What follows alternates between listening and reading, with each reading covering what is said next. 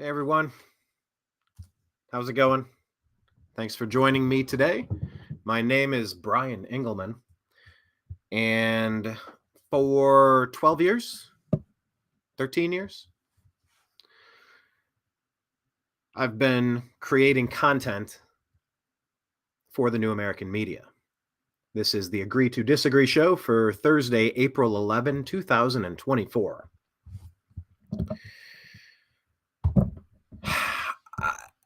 I've always enjoyed the news. I've always been a consumer of media content. I've always wanted to try to find out what's going on. Let's Where did that come from? Oh, I got a playback occurring for some reason. There we go. Okay. And we stopped that. Thank you very much. I've always wanted to try to find out what's going on in the world. And I really dislike being lied to. And that's essentially at the core of what the New American Media is. The New American Media began because it became abundantly obvious to me that I wasn't getting fair coverage, accurate coverage. I noticed this in stages. I think one of the things being when I was growing up, there appeared to be two camps of thought. One was a Democrat way of thinking, and one was a Republican way of thinking. Now, that was not to even get into the anarchist, the libertarian. Of course, there's totalitarian. That can impact and infiltrate either of those two major parties. And so I used to watch the news, and it became obvious to me that the Republicans were not receiving fair coverage. The libertarian, there's two ways this happens. One is selective enforcement, if you will. I will turn this into a nonstop 24/7 blinking issue, not because it is a nonstop 24/7 blinking issue of most urgent importance and obvious blame. It is very selectively enforced. Very selectively, selective outrage. And most of the networks in the 80s, into the 90s, we're talking regular television, then into the early days of cable, of course, CNN, Ted Turner, and you had all sorts of things occurring at the advent of cable, mid 80s, late 80s, early 90s, moving forward. Almost all of the media was anti-Republican. It was anti-conservative. And it was just, aside from getting into all of the particular nuances of what it means to be conservative, the gist of it is you're just kind of trying to, most of the things around us are mostly okay. That's conservative. Progressive Democrat was like, everything needs to be changed.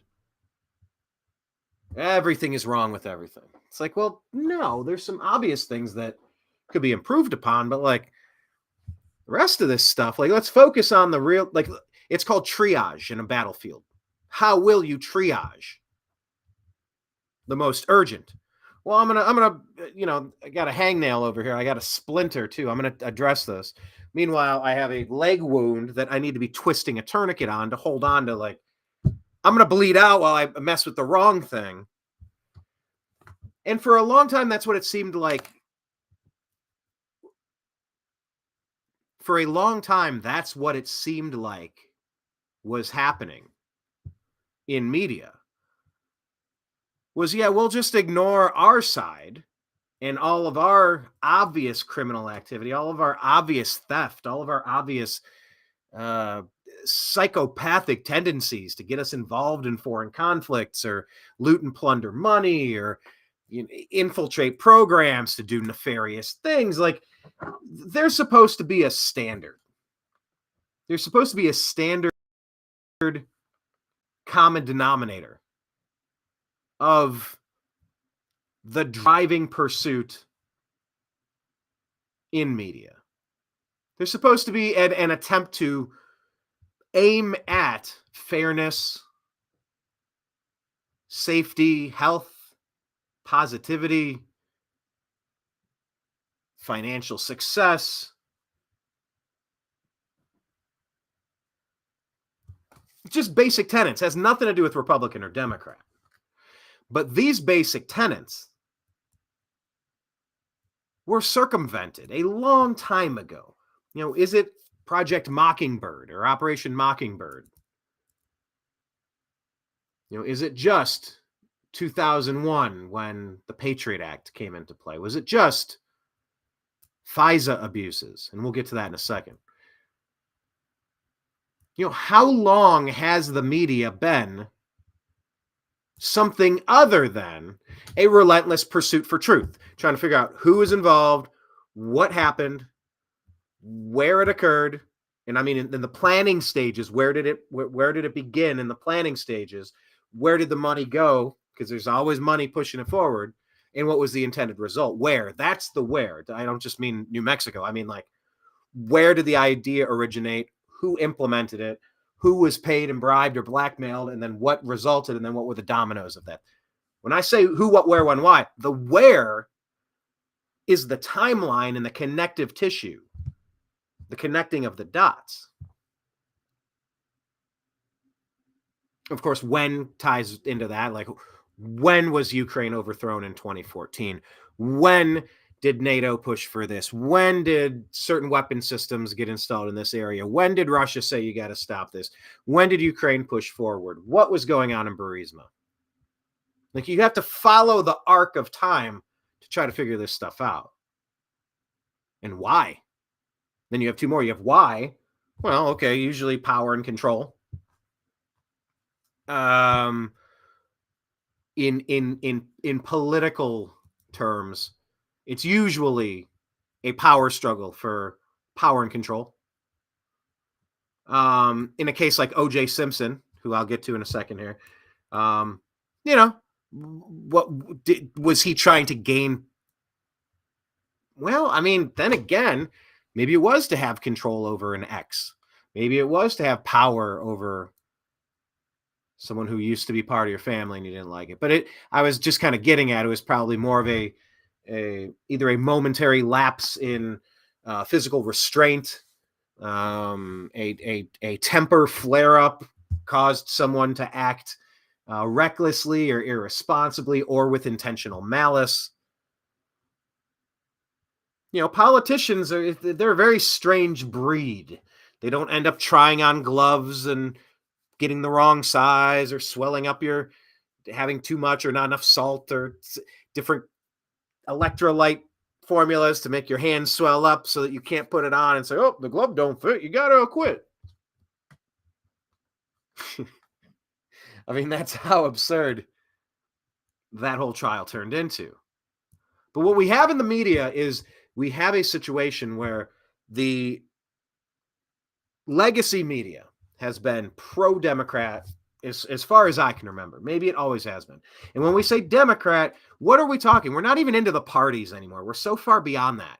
With Liz Cheney and Kinzinger and Mitt Romney and John McCain. I mean, between funding ISIS and trying to frame President Trump for an insurrection that did not happen during the mostly peaceful protest where some people did some things. The deep state is both Republican and Democrat. It's rhino and it's liberal. It's progressive. And it's globalist. It's deep state globalist. Globalist. There we go. That word didn't want to enunciate properly. But the deep state now has run into a situation. It is obvious what's happening. It is obvious who's lying. It is obvious what the plan is. It's obvious to go back and chart the timelines and see who benefits. You know, it's not like O.J. Simpson allegedly killed his ex-wife and a waiter because he stood to financially gain, like money laundering through Burisma, for example, allegedly.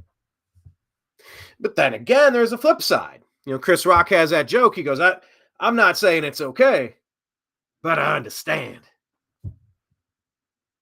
Bigger and Blacker, I believe that's from. One of the best comedy albums. I mean, it's a great, what an incredible. That'll be our question of the day. What are some of the best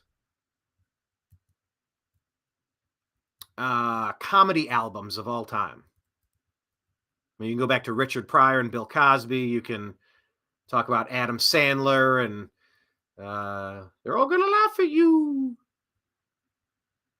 And I guess we could just consider the DVDs or the specials. I guess we'll just call it a special.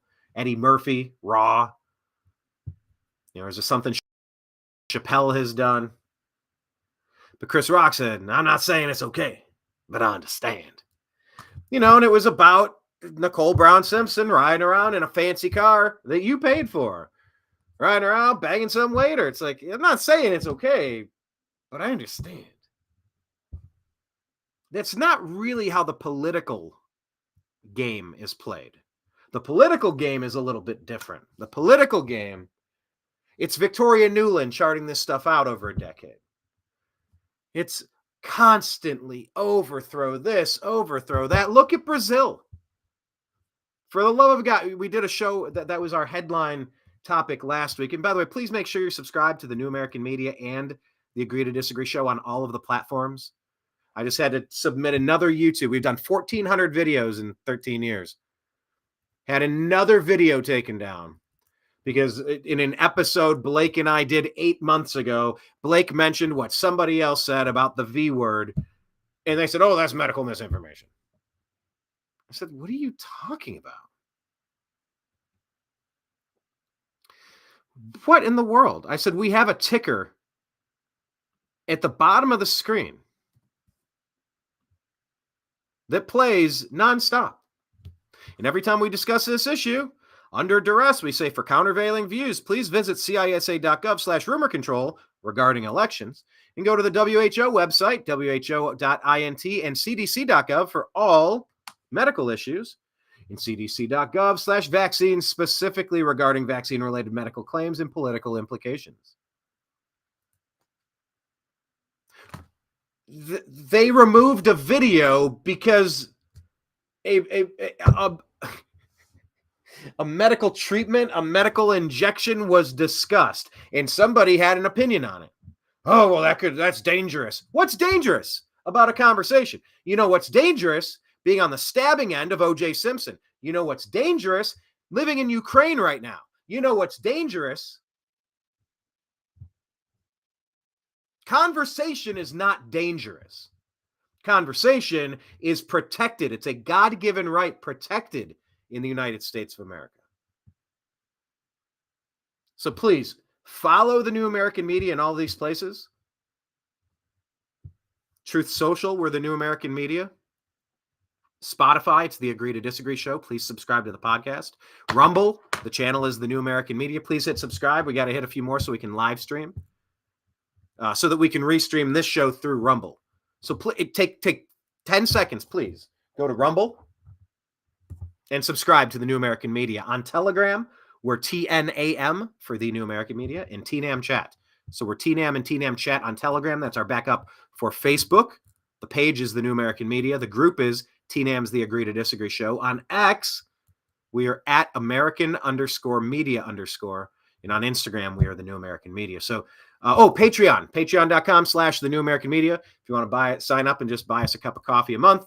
Or if you want to give us $100 a month or $1,000 or $10,000 or $15,000. Those are the different tier levels. $15 a month, like the cost of Netflix. If you appreciate our content, we're funded by viewers like you. But the ability to silence conversation, like we're saying here, for countervailing views, this is the last-ditch, desperate effort from the deep state to try to maintain some sort of semblance of control. They don't have control, and they have not had control for a long time. They do have money, they do have power, they do have influence, they have legacy, they have really just tradition and inertia at this point. Tradition and inertia. But see, the problem with tradition and inertia is that you've been rocking a strategy because it's been working. Love it. Look, that's fine while it's working.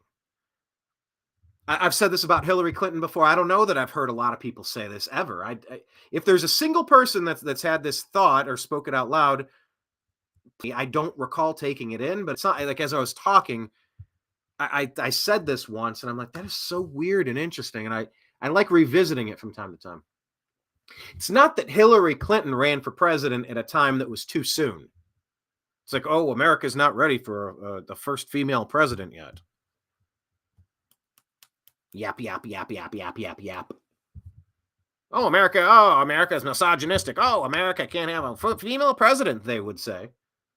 Oh, the talking heads would love to say stuff like that on the news. Because once again, media division, which is a media distraction, has been par for the course for too freaking long. I have been making a concerted effort to try to dial back the cursing unless it's very necessary when discussing censorship. So I did that on Tuesday's show, so I'm going to try to walk it back a little bit. Take it easy today. It's the beauty of broadcasting on your own, being on your own platforms. You don't have a boss. You don't answer to anyone. You are the boss. You are the ones that are here. But the lying legacy media, some people used to call them mainstream media. Please, I'm a big believer in verbiage and amending the lexicon. Now, I don't mean that in like a progressive Looney Tune way where every definition must be renamed. By the way, they're going to try to change this Francis Scott Key Bridge name because, checks notes, racism? Huh? So this isn't an attempt to, topple statues or rename bridges and try to redefine what it means to be a man or what it means to be a woman or something. I'm talking about the actual definitions, the intent. The intent of what the media has been doing for a long time has been intentionally deceptive. So let's never say mainstream media. They are lying legacy media. Live with that. And we're going to talk about the legacy media. Let me tell you what the topics are going to be real quick. We're going to talk about O.J. Simpson. We're going to talk about who will determine the 2024 election. The FISA failure. What does that mean? We're going to talk about this crime on a disabled child on a bus. Did you see the video? And we're going to ask if D.E.I. will end up boomeranging on the division hustlers. But the division hustlers, these are the ones that will push these ridiculous things. Or, okay, it's a story for a couple of days and then it's gone. Problem is, you have hucksters, you have professional agitators, community organizers, disgusting racial vultures. The Democrats use this nonstop to drive political division. The media, as their mouthpiece, they will give you these distractions. And they are stories, and you cover them. But making George Floyd as big as it was for an overdose, it looked bad, but as you got the information, you saw the multiple versions of the coroner reports. You watched the full video when the guy was arrested. He wasn't even out of his car and he couldn't breathe. He was having an attack. He was having an overdose in his own vehicle. He was gently, politely handcuffed. He was put in the back of a cop car. But he was so freaking out, he refused to go inside. I can't breathe. I can't. Nobody was doing anything to the guy. The story is that he had fentanyl and he ingested it and he had an overdose. And so he squirmed out of the cop car and got on the ground. That's where the cop put his knee. Up here, over there. Looks like on the neck. There was no coroner reports that showed damage on the neck. It was an overdose. It looked bad. But this story should have been covered, handled. The guy was found guilty.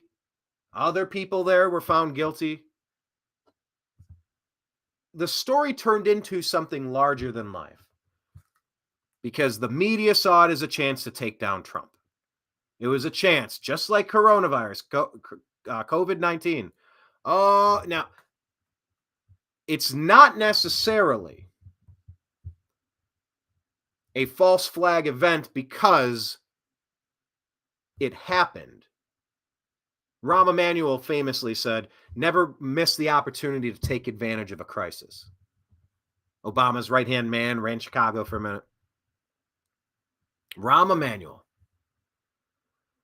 The media and the Democrat Party seize on things, and they don't care what they destroy in the process. They do not care what cities burn,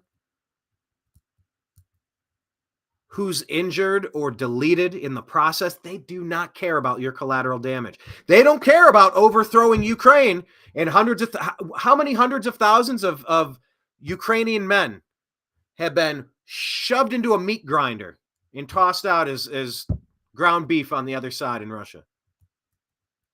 These people do not care. These are sociopaths. And they've had too much power for too long. But the problem with the media, who had the legacy, who had the tradition and inertia of going for their cause, going and delivering you their narrative, and you just absorbed it. None of that holds up anymore. Hillary wasn't born too early. She was born too late. She used to be able to go around on a whistle-stop tour on a train and show up in the South and be like, oh, I don't go anywhere without carrying my hot sauce. And she dips out her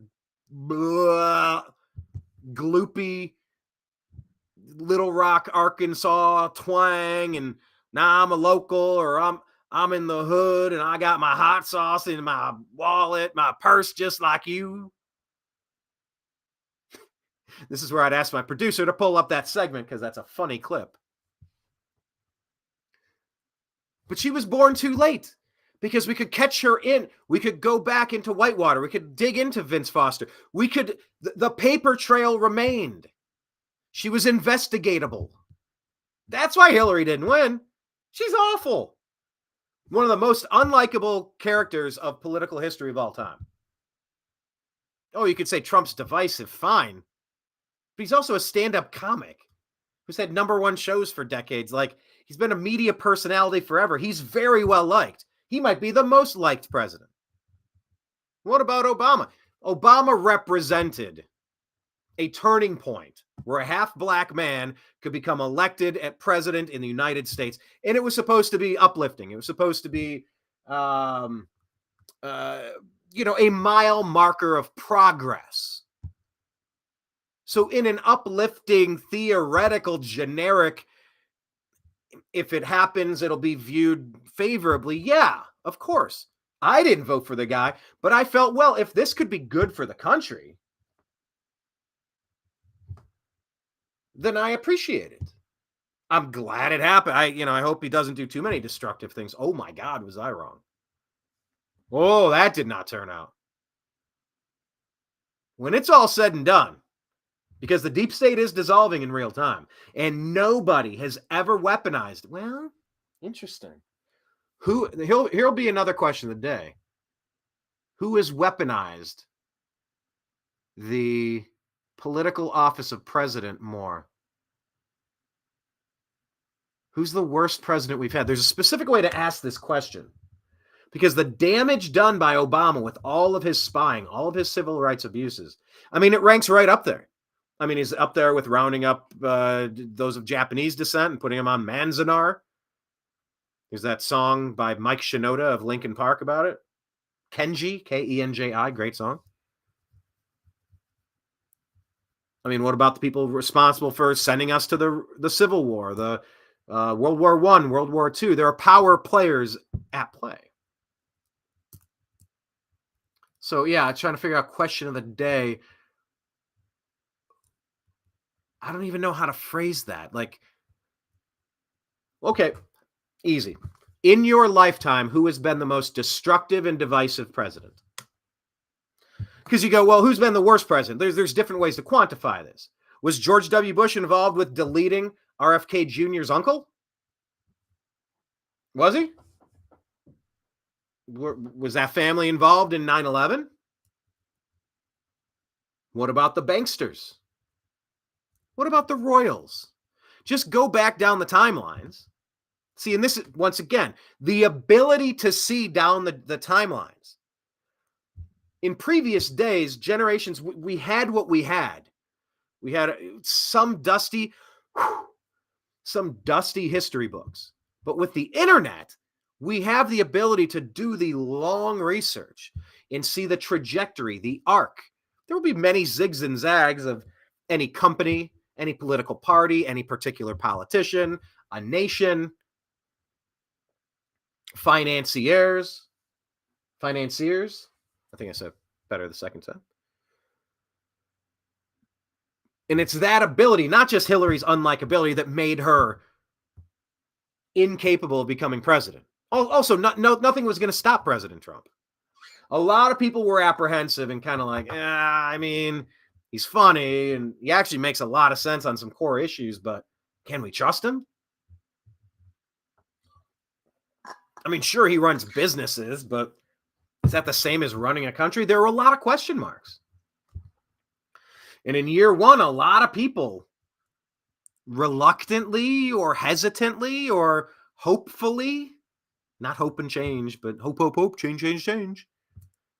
But just kind of like, he plays a boss on TV. Maybe he can be the boss of the country and fix some stuff. And we had maybe the best 4 years we've had since the 80s. I mean, we're talking all of the things considered. Yeah, Clinton had some good times in the 90s, but that was primarily the tech boom. The personalized computer getting into homes and just the economy exploding because of that. You had Bosnia, you had Herzegovina, you had all sorts of military conflicts across the world during that 8-year stretch. But during President Trump, look, the Middle East was not on fire. He pushed for the Abraham Accords and things were cool. Things were calm. Temporarily calm. Yeah. Temporarily, hopefully, but things were settled. You don't have what's going on in Taiwan right now. Just keep your eye on Taiwan. Please keep your eye on Taiwan.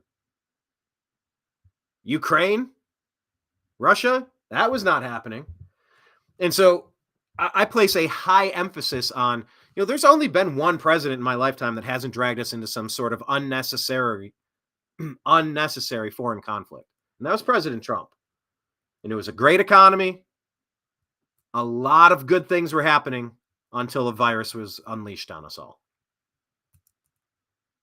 So back to the media. The media has been in the business of lying and colluding and obfuscating and pushing fake narratives for a long time.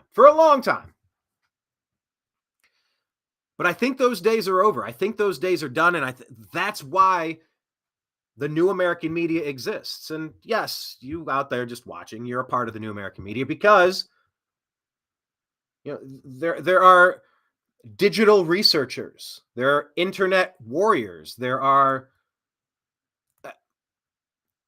everywhere. We're all researching this stuff. We're all pointing out what needs to be pointed out. It's not that, oh, wow, the newsrooms are suffering so much in the lying legacy. We can't afford to have journalists on there. It's like, well, when you have a team of people like the new American media here, thank you for joining. Subscribe and hit like and send your comments. Remember, question of the day, tell me the most destructive and divisive president of your lifetime. You could say Trump, you could say Obama, you could say Biden, you could say Reagan, Bush Jr., Bush Sr., Clinton, go back if you want. But there are so many people continuing conversations with the new American media that we are, you ever see those, how about a cycling or a marathon running? And you see along the race path, they got the number 3170 strapped across their chest and purple letters, and they're jogging in their short shorts and purple shoes and a headband. They got a yellow headband or something, looking like the LA Lakers or something, jogging down. And somebody's standing there holding out. They got their hand out right here. No, not their hand out like an illegal alien invader jumping into the country saying, I want stuff. I go, yeah, that's cool. We all want stuff. Get in line. Oh, no. This is the beginning of the line. You get the line is back there. But on the marathon running path, they have cups of water out. And you run by and you grab it and you drink some water and you go. Several more miles. Someone has the Gatorade out. You go, oh, Gatorade. And you keep running. You don't stop. Just people are standing there holding cups out. And that's what the digital soldiers, that's what the teen-ammers, that's what the new American media, that's what the frustrated, intelligent, idealistic people of humanity today are doing. They are contributing, holding out some water. Hey, did you see this story? Hey, you should connect with this person. Hey, don't forget, they said this and that's happened. Hey, that's a good point you made on that story, but think about this. You didn't mention this.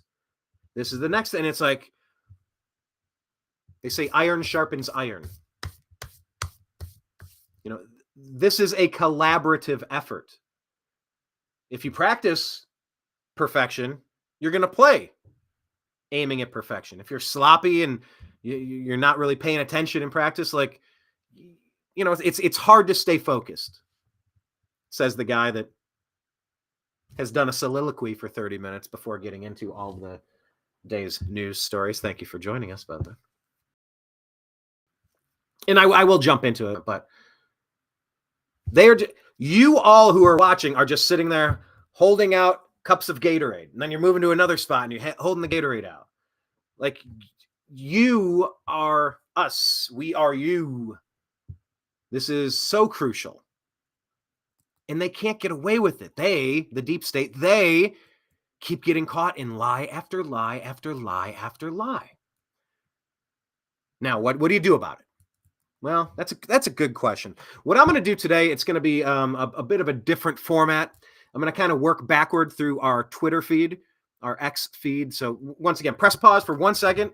Go on X, type it on your app at American_media_, at American_media_. We'll walk backward through the stories. One of the stories we're going to get to was our response to James O'Keefe, because he had said, what does Congress even do? And it was response to just that there's so many violations of so many of the core tenets of what it means to be an American with civil liberties. Where is the enforcement mechanism? We understand that certain wings of these systems have turned corrupt. Certain elements have gone rogue. But it cannot be everything everywhere at once, like that movie. You cannot tell me that everything everywhere all at once is all upside down. There has to be normality. There has to be common sense. There has to be logic, fairness, retribution, justice. There cannot just be an endless train of abuses. At least theoretically. And once again, that gets back to the people who are idealistic. Either you're idealistic or you're not.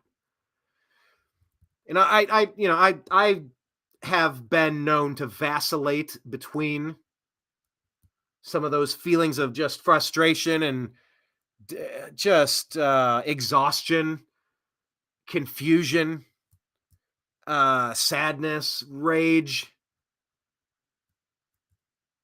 This stuff, it's not pleasant to cover the news. You know, they say if it bleeds, it leads.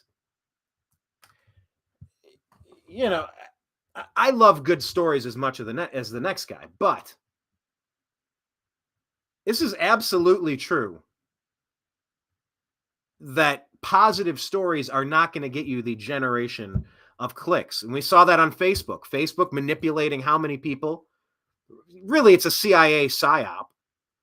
They're funding their creation. They're my God, dig into what Instagram's been up to with Meta and what they're allowing on their platforms and what they're censoring. I mean, it is complete deep state infiltration. But they've run tests. They have done Pavlovian experiments, you know, where they'll adopt orphan children and not show any of them any physical attention for 10 years or 20 years, then we'll study them. It's like, holy shit, that's a grotesque experiment. Why are we doing this? I mean, Meta's on record. Instagram is on record. Facebook, about the algorithms delivering rage bait. Rage bait, rage bait, rage bait. You're angry, angry, angry all day long. It's great for the blood pressure, and it really makes you want to continue doing your work. So it's been a struggle over these 13 years. There have been months, there have been years, there have been administrations where the new American media has been more and has been a little more resigned. And it's a blend because it always goes, it never stops. But at a certain point, it makes less and less sense to be on certain platforms, like YouTube and Facebook, who have censored my content, demonetized our content, deleted our profiles and our channels. This has happened. But at the end of the day, I suppose I'm a little idealistic, maybe to a fault.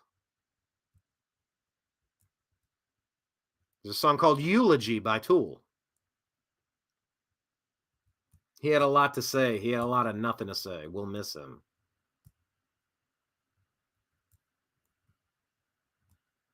So you wonder, what is the point of being idealistic? Is it a blessing or a burden? Is it a curse or is it a cure? And it's both. But there's that proverb that says there's two lions. God, I don't know. I'm not going to look it up. But which one is going to win? The one's going to win that you feed. The one that you feed is going to win. So if you could be black-pilled and just like, oh, everything sucks, but nothing makes a difference. It doesn't matter what I say or what I do. I got to keep my head low. I got to keep my mouth shut. You lose. You are failing. You cannot do zero. You can, but you can't. Get off your ass. Zero's not acceptable. It's just not. Because the alternative is getting worse and worse and worse. The Overton window into Crazyville has shifted. We're now at our own 10-yard line. We are almost out of hash marks before we're going to get a safety and have to kick the ball off. That's a football reference. We also do a sports show called the Unhappy Hour Sports Show. Please find that and follow it. We are out of time. Which means there's no more black pill.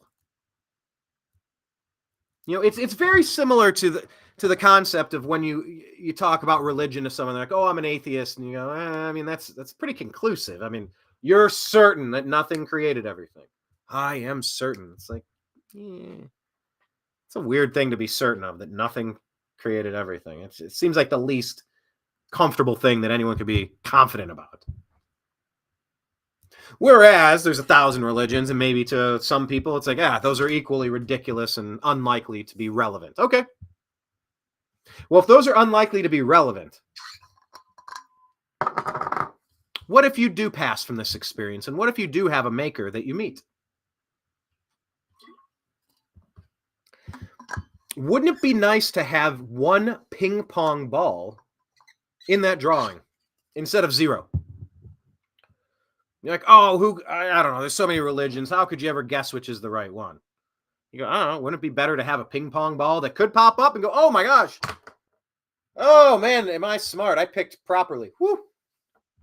Or just be like, staunchly, I refuse to participate, and I have a literal 0% chance of going somewhere good when I pass. Either there's nothing and we're all wrong, or you're wrong and now you have 0% chance of going to the afterlife in a good spot. So why take the black pill? Don't do it. You can have bad days, you can vent, but come back. Shake it off, take a shower, go for a jog, lift some weights, play the drums, I don't care. Go do something. Come back tomorrow. Shake that black pill off. Because I think the deep state is dissolving in real time. I think the media has... Was it Abraham Lincoln that talked about lying and said, you know, the problem with lying is eventually you forget what you lied about and how you lied about it. Like you paint yourself into a corner. And normally, by the way, if I had Blake Walley, and I am broadcasting on Blake's channel today. So if you found the New American Media and the Agree to Disagree show with me, because I'm broadcasting on Blake's channels, well, you know, Blake and I team up on a heck of a lot of projects for the past 13 years. But back to the black pill thing. Oh, I was saying I would normally look some of this stuff up. I'd kick a question to him, and then I'd do some research, and I'd pull up something, and I'd show you the exact quote. But I'm going to get to the news here. Like I told you, a couple of stories, and we're going to walk backward through our Twitter timeline, our X timeline. But shake off the black pill. Shake it off. Set it aside. Feel what you feel. They say with meditation, it's not about not thinking about anything. That you are going to think. Thoughts are going to... I was told kind of close your eyes. You're laying back. You're in an open field. You got clouds. You got sun. You got all sorts of things above you. As thoughts come in, you acknowledge them. You read what they say on the cloud. You go, oh, okay, I got to go get gas later today because I got a long drive coming. Okay, and I don't want to have to stop and delay myself for 10 minutes the next day. Okay, got it. You acknowledge it as a cloud and push. And then you see the wind push it out of your peripheral and it's gone. Acknowledge it and move on. That's what I'm saying to you if you're feeling black-pilled. Acknowledge it and move on. Acknowledge it and get back in the ring. Acknowledge it and stand back up. Acknowledge it and level up. Acknowledge it and do something about it. It's going to take more than a couple of people to kind of fix some of these really urgent, really important, really crucial, really destructive problems that are facing humanity. So that's what we try to bring you here at the New American Media, and we hope that you're having a good time. Follow us in all of the places. Let's do this. I want to bring up our X feed. Once again, take a second and do it now. We are at American_media_. Because X has turned into one of, if not the best platform to conduct business, to conduct conversations from. Oh, something I didn't tell you. I've been rebuilding the newamericanmedia.com. I've been rebuilding the New American Media. And, man, there's a lot of tricky things. I don't know if you're familiar with code and WordPress. And, oh, man, some of this stuff is autopilot and intuitive and other of these things. It's like, it reminds me of playing a Zelda game. It's like, I would not have known to go around the corner and crack this wall and go get this thing to go all the way back around, then go from the dark realm to the light realm, then open this other door. Like, how do you just figure that out? That's not intuitive. You need the game guide to get you through it. But yeah, X is pretty intuitive. X is very it's been one of our best sites. But we are rebuilding thenewamericanmedia.com. If our feed ever fails, we're going to be on the newamericanmedia.com exclusively. Like, that'll at least always be the place to reconnect with us if you lose us. So let me walk you through some of the top stories of the day, shall we? There we are. Remember to go to Spotify and subscribe to the Agree to Disagree show, the podcast. So I want to talk about Brazil here. I'm just going to kind of tear through some of these. Mario Knopfel says Congressman Bolsonaro, who was in our space with Elon last night, has joined forces with Bia Kicis and Gustavo Gayer to bring their challenge against Lula's authoritarian grip on freedom of speech to the European Parliament. Invited by Vox's Herman Terch, they aim to spotlight Brazil's struggle for free speech and use the crackdown on X as a prime example. Their mission to broadcast truths they believe are overlooked by the media, seeking international solidarity against what they perceive as authoritarianism in Brazil. Will Europe listen and stand with Brazil? Elon replies to this and says, the severity of the censorship and the degree to which Brazil's own laws are being broken, to the detriment of their own people, is the worst of any country in the world in which this platform operates. We did a show on this on Tuesday. We had the Brazilian flag in our background on our thumbnail. Brazil is like looking into the near future in the attempted past of the United States. What they did to Bolsonaro is what they did to Donald Trump. Lula getting sprung by the deep state criminals to, air quote, win his election in Brazil. It's interesting because you don't see Lula rallies like you see Bolsonaro rallies. They called Bolsonaro the Brazilian Trump, so he was targeted and taken out. Oh, they've tried to pin charges on him, they've tried to jail him, and they've tried to delete him too. Brazil is crucial for those reasons, that they are now using authoritarian means to restrict X. It's what was happening here in America. That's where they got the freaking idea. The globe is interconnected. What's happening with Trudeau when he says, we're not going to ban guns, we're just going to ban pistols. Well, they banned handguns. Now they're going after other guns because you don't give a fucking inch on the Second Amendment. You do not give an inch on your freedom of speech. You do not give an inch on illegal search and seizure. You do not give an inch on your religious freedoms. You do not give an inch on your journalistic freedoms. You do not give an inch. It's a slippery slope, y'all. It's a slippery slope. So this story is of utmost importance, and I want you following this. Oh, look at this. It's like Inception. I'm watching the feed on the feed. No, hold on. I'm watching the feed of the feed while I'm watching me watch the feed. You dig?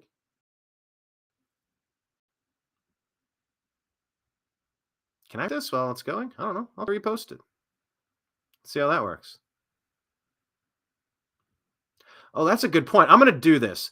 By the way, while I copy and paste this in the Facebook group, go to your groups on Facebook and do quotation marks, TNAM''S, the Agree to Disagree Show.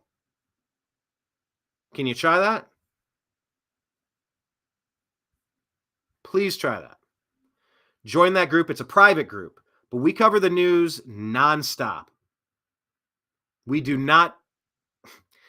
Once again, the people who are in these groups, they don't stop covering the news. They are constantly holding out bottles of Gatorade, glasses of Gatorade, cups of Gatorade. They're helping drive the news just like you do.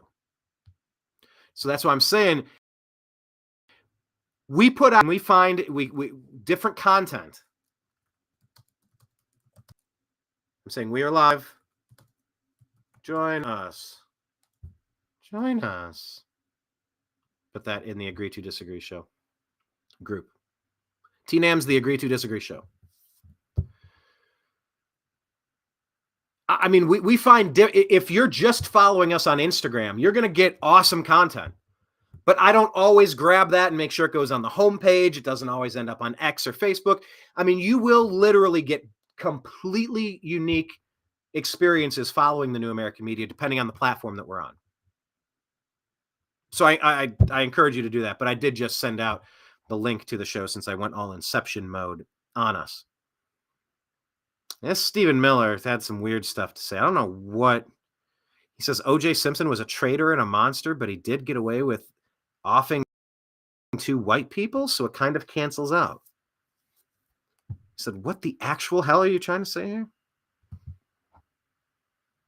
This is interesting. This was from, this is what, the Oscars? This is Michael Keaton the best Batman, saying "Bring it on," and the tagline is "The devil welcoming O.J. Simpson to hell." Yeah. Oh, let's do this. Let's do this. Potential jurors for the O.J. Simpson case were asked to fill out a 75-page jury questionnaire. In the entire state of California, only one person got a perfect score. Chow Ming Wu, who after the trial plans to attend Caltech. Got a perfect score. By the way, you can now purchase a bronze statue of the Juice for only $3,395. And for an even $5,000, you can buy one that Al Cowlings has kissed the ass of. Oh, the Al Cowlings white Bronco jokes. I'm not going to play all of these because it's 11 minutes long, but 50 Shades of Way put this out, and we sent it out on the New American Media. Norm Macdonald, I just pulled up his clip to someone that was unfamiliar with Norm, and I played the Ken Griffey Jr. one. I think as I scroll, I'll find it. Oh, remember this one? This says, never forget Tim Meadows playing O.J. Simpson, writing, "I did it" on the NFL Telestrator. One of the best Saturday Night Live opens.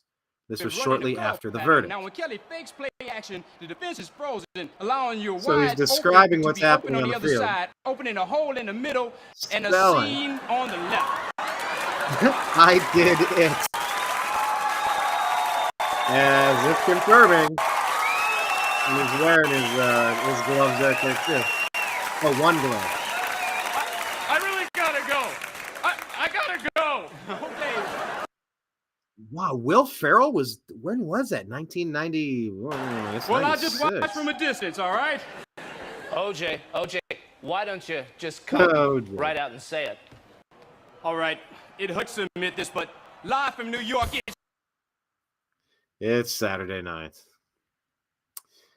Yeah, this was so weird. Let me play this. This person posted, "Rest in piss, O.J. Simpson. You are a crazy mofo." I mean, try to understand this friggin' guy. I don't know. I could never.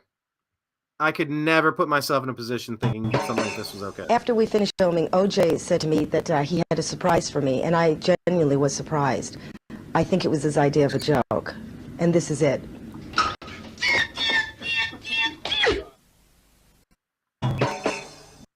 Yeah. It would be impossible to make that joke. A little dimension that CERN could have opened that would have allowed me to say, you know, I've been wrongfully accused of my ex-wife and a delivery driver. I'm going to make a joke about it now? I don't think that's possible. But this is maybe Norm Macdonald's most iconic moment discussing O.J. Simpson. By the way, Norm Macdonald famously fired by NBC. Old Ohlmeyer, Don Ohlmeyer was the guy who fired him, I think. I notice as I was going to say, I notice as I search for words, I repeat myself. And then when I was trying to say that, I said, I notice I. Anyway. Norm Macdonald, this is maybe his most iconic moment. And this is from McNeil. You got this guy at reflog_8. I followed him around when he put on a Cleveland Browns perfect parody parade and protest. It was when the Browns went 0-16 or 0-17, was it? 0-17, I think. 16. I actually forget, 16 or 17. But anyway, we trailed him and his family around. He was the parade ringleader. Did a documentary called Football Equals Family, the story of the Cleveland Browns' perfect winless season parade. So check out that documentary if you like. But yeah, so follow Reflog, and here you go. He says, still the best O.J. Simpson line, and Ken Griffey Jr.'s reaction. And there's Charles Woodson. How about that? How what a season he had. Charles Woodson, man. Great, man. He became the first defensive player to win the Heisman Trophy. And congratulations, Charles. That is something that no one can ever take away from you. Unless you kill your wife and a waiter, in which case... all bets are off.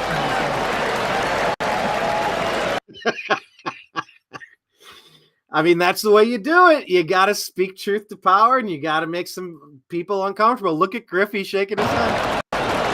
Unless, of course, you kill it. Oh, sorry. I'll let it play one more time. That's something they can never take away. Unless you kill your wife and the waiter, in which case. Kill your wife and the waiter. Oh, man. Word of advice. Yeah, go back and treat yourself. Go dig into some Norm MacDonald. All right, let me check on this real quick. Captions. Yeah, I guess this was, I should have popped this on the screen a minute ago. But the question would be, agree or disagree that O.J. Simpson was innocent and we should remember him fondly.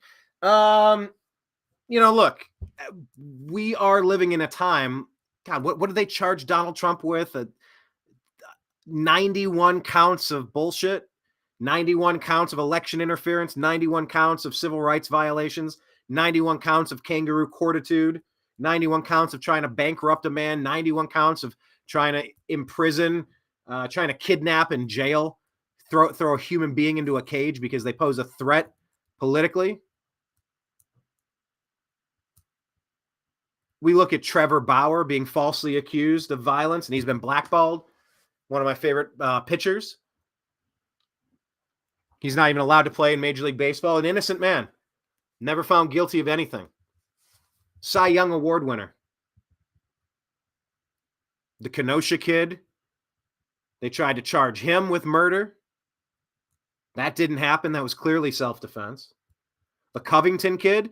Oh, they tried to smear this Covington kid because that aggressive native fellow was getting in his face and part of some plan to push a narrative.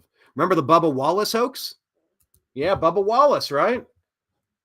Oh, there's a noose. Well, nooses are used for a million things. Nope, only for black things. Huh? Yep, noose in the room. Noose in the room. There's a mouse in the house. No, there's a pull string on the garage door. And they tried to gin that up into some massive, divisive distraction. Didn't work. Remember Jussie Smollett? Jussie Smollett? This is MAGA country. Remember that? 3 a.m. in a blizzard going to Subway. Gets attacked by 2 MAGA supporters. This is Trump country wearing red MAGA hats. Are you out your mind with this story? Are you crazy? So I am very reluctant to now believe any official narrative placing blame and guilt onto anybody. I've seen too many times now. Too many times. We have had a situation where the narrative is set and then you just try to make the rest fit. I don't know. There's some Lego analogy making things fit, but like they're working out of order. They're setting, this is the result that we demand. So let's work backward and try to retell the story in the way that best supports that narrative. Yes, that's the same thing that's been happening with the vaccine conversation. But guess what? It's important that we get the truth. It's important that we know what's going on. It's important that we know who has been lying to you. Back to the theme in the opening of the program, the deep state is dissolving because they cannot keep up with their lies that contradict their other lies. There's a Simpsons where Ned Flanders is having a moment of, oh, he's just beside himself. His life is falling. Dear Lord, I've tried to be a good man. I go to church. I try to raise my kids right. I do the things that your good book tells me to do, even the things that contradict the other things. I do the things you tell me to do, even the things that contradict the other things. Trying to follow mainstream media. By the way, what do we call it now? Not mainstream media. We now say lying legacy media. They are not mainstream. They are radically out of touch. They are pure propaganda, peddling falsehoods, lies. what's the commandment? Bear false witness. They're framing people nonstop, innocent people, trying to frame them and ruin lives. You know, it's one thing if somebody does something really horrific and they have to pay for it. You understand, but it's another when you just frame somebody for nothing. So look, I am reluctant to believe any accusation. But I did follow that OJ trial pretty closely. And at the end of it, I was absolutely convinced, as most people were. Actually, I'd like to see statistics on that. If anyone has a link to something, and this is where I'll crowdsource this to you, leave it in the comments. I'd love to see some polls from people who said they thought OJ was innocent back in 1995, 6, 7, whatever year that was. And maybe in 2005 or in 2024. I feel like most people thought he was guilty, but it turned into a big race issue for some reason. It's like, I don't know, the football guy killed the wife and the guy that she was with. Like, it's pretty obvious. I'm like, no. It's like The Fugitive with Harrison Ford. See, he walked in on his wife who had already been, and he got blamed for it. That's why he wrongfully went to jail. And you're like, what? I don't buy that. So this one is tricky. This is where I would normally ask Blake, agree or disagree that O.J. Simpson was innocent and we should remember him fondly? I'm having a hard time with this. I personally believe he's guilty. I personally believe he's a piece of shit.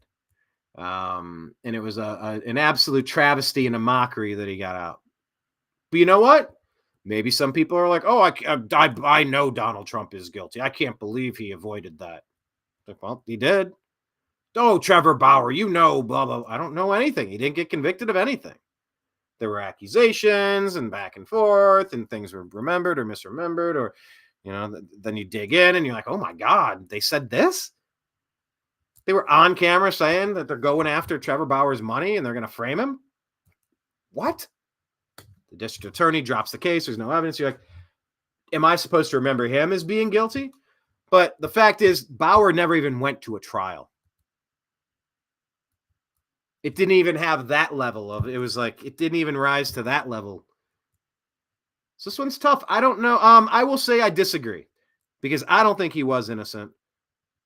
And we should not remember him fondly. Watching those videos of him making a joke about stabbing the interviewer, in whatever context that is in, I don't think I'm okay with that. And I've never believed him. I've never found him to be genuine, trustworthy, believable, credible. I just haven't. Now, he was hilarious in those movies, like what was it, Airplane? Great movies. Are we able to separate a person from their craft? Michael Jackson, was he what you were told, or is he not? That's another one. Not convicted. So anyway, that's the O.J. Simpson thing. Real quick, let me check in on the TNAM chat. Unholy Hoax, how are you, sir? Unholy Hoax, I saw you on Patreon, and then this week I didn't. I don't know if you are still there. I know you had signed up for like the free Patreon, which is good. I encourage everyone to sign up for at least the free Patreon, because then you'll get like we will be able to stay in touch. So please do that. But hi, Unholy Hoax, saying great show. Thanks for joining us. Kenneth saying that Trump kicked rump. Let's see, he says optimistic. I mean, look, even in the most black-pilled days, I acknowledge the feelings, I let them pass, and I try to come back. You know, fake it till you make it. Even if you are having a bad day, try to stay optimistic, yes.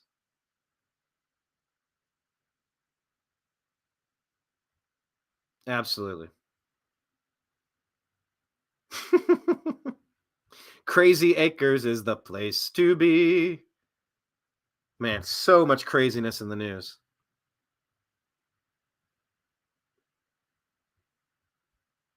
Kenneth is saying he's not on X, dude. The website is improving. The app is improving. And the fact that Elon is defending the right people in Brazil, he's defending the right concepts. He's run the deep state out of that damn app.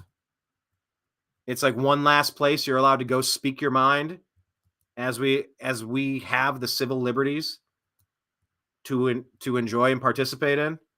It's really a responsibility. I'll read this one more time. I read this on Tuesday, but it's a quote from Ronald Reagan. Freedom is never more than one generation away from extinction. We didn't pass it to our children in the bloodstream. It must be fought for, protected, and handed on for them to do the same. Pay it forward. So, I'm trying to pay forward some of Elon. And look, I think it's becoming a superior platform. Rumble. Yes, Kenneth is on Rumble. Everyone, please subscribe to New American Media on Rumble. What's up, Dreamer? Saying hello. Thanks for joining us.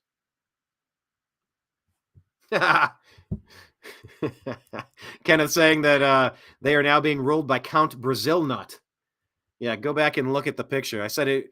What did I say? It was like if Jeff Bezos had a kid with Count Chocula. That's what this. There's a totalitarian judge down in Brazil who's just. We also invited Glenn Greenwald onto the program. Don't know if he'll see the invite or if he'll join, but he's been invited. We're inviting a lot of people on. We want to get some guests back to talk about these things. But Glenn Greenwald is living in Brazil. I don't think it's safe for people to be living in blue cities anymore. I don't think it's safe for good people to be living in blue states anymore. And Brazil is not a safe country anymore until they are able to undo that overthrow. Lula overthrew Bolsonaro. Makes no sense. Look at the pictures. The streets are building to building, full. It's just a sea of people for Bolsonaro. Similar to when you think back to 2020 and the Trump rallies. Completely packed. 15,000 people inside. Another 5,000 spilled over outside. Biden goes somewhere. They have 6 circles painted on the ground. Crickets, tumbleweed. Sure. Yeah, that's our most popular president. Oh. Anyway. Okay. Let's continue here. About libertarians and moderate Democrats. Libertarians and moderate Democrats. I'll scroll down to that one. Just going to kind of buzz through these. Daily Mail saying revealed Trump has a secret plan to end the Ukraine-Russia war by getting Kyiv to give up land to Putin, as former president boasts he could negotiate a peace deal 24 hours after being elected. Yeah. I mean, why haven't we negotiated this peace deal in the first place? You're hearing more and more that this is so that the United States can offload expired ammunition and artillery and weaponry. Oh, it's just too expensive to bring them back or repurpose them. That's why we did what we did in Afghanistan. It's just cheaper. It's easier. It's like, hold on a second. Vehicles last perfectly fine if you maintain them. Weaponry lasts. Ammunition lasts. Weapon systems last. Now, I get the reason why when you go to the back of the store at the place you're shopping for clothing, it's the clearance aisle, and I get why they're on clearance. They're old stock. They're not getting resupplied. That's last year's style. We need to make space. Like, this is where we will deep discount to just move this stuff out. It's more worth it that we have the open space than to have the items sitting here.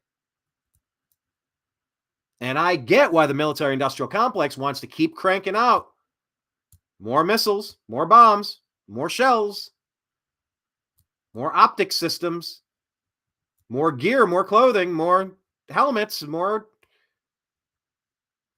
vests. Is it Kevlar? I don't know what they're using these days for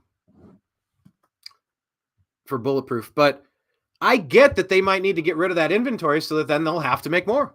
And the U.S. government will have to spend more to get the freshest, shiniest, newest. Well, you know what? That's a damned luxury, people. That is a damned luxury. How many times do you drive a new car? How many, year to year? Okay, here, let me rephrase this question. I'm thinking it through, trying to figure out how to say what I'm saying or ask what I'm asking. Say what I say, ask what I asked. Since you've been 16, please type it in the comments, by the way. Since you've turned 16, how many times have you driven a brand new car? So if at any point you drove a new car, brand new car that year, yeah, in November I got a car. Okay, so but then the next year it's no longer new, so you can't count it. How many times have you had a new car? Because I can tell you, I don't have to think about this answer. I don't even have to ponder it. Roll my eyes. 1,000, 2, 1,000. Eeny, meeny, miny, mo. I gotta carry the 1, 7, niner. Did I just catch a niner? 0. 0 years. 0. I have never purchased a brand new vehicle, and I have never driven a brand new vehicle as my primary vehicle. Never. Now, they were new to me. They were new to me. That doesn't make them new. My first vehicle was a truck. It was my grandparents' truck. I cut their grass for a while, and I turned 16, and they said, here, take the truck. It was an S10. I called it the Rust 10. It was black and white, but it was black and white and rust. Black and white and brown all over.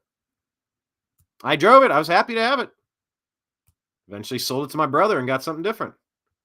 That car, that was a Chevy Celebrity. It was owned by an old lady. She didn't put a lot of miles on it. It was in the garage, and the estate sold it, I think, for $1,500. It was a good car until the engine exploded on the freeway. I had a band van, but that, once again, I purchased that off of a youth pastor, and they used to take it from Ohio to Florida, and it had a ton of miles. But it was a great van until we got hit head on. Coming back from St. Louis, we were in Dayton, Ohio. Some 15-year-old unlicensed driver hit us head on in the rain. And that vehicle took us all the way up Route 75 to Bowling Green, Ohio, pulled us in the driveway with all of our gear, and then it died. It was done. But man, that vehicle looked after us, got us back home. That's a big deal. That wasn't new.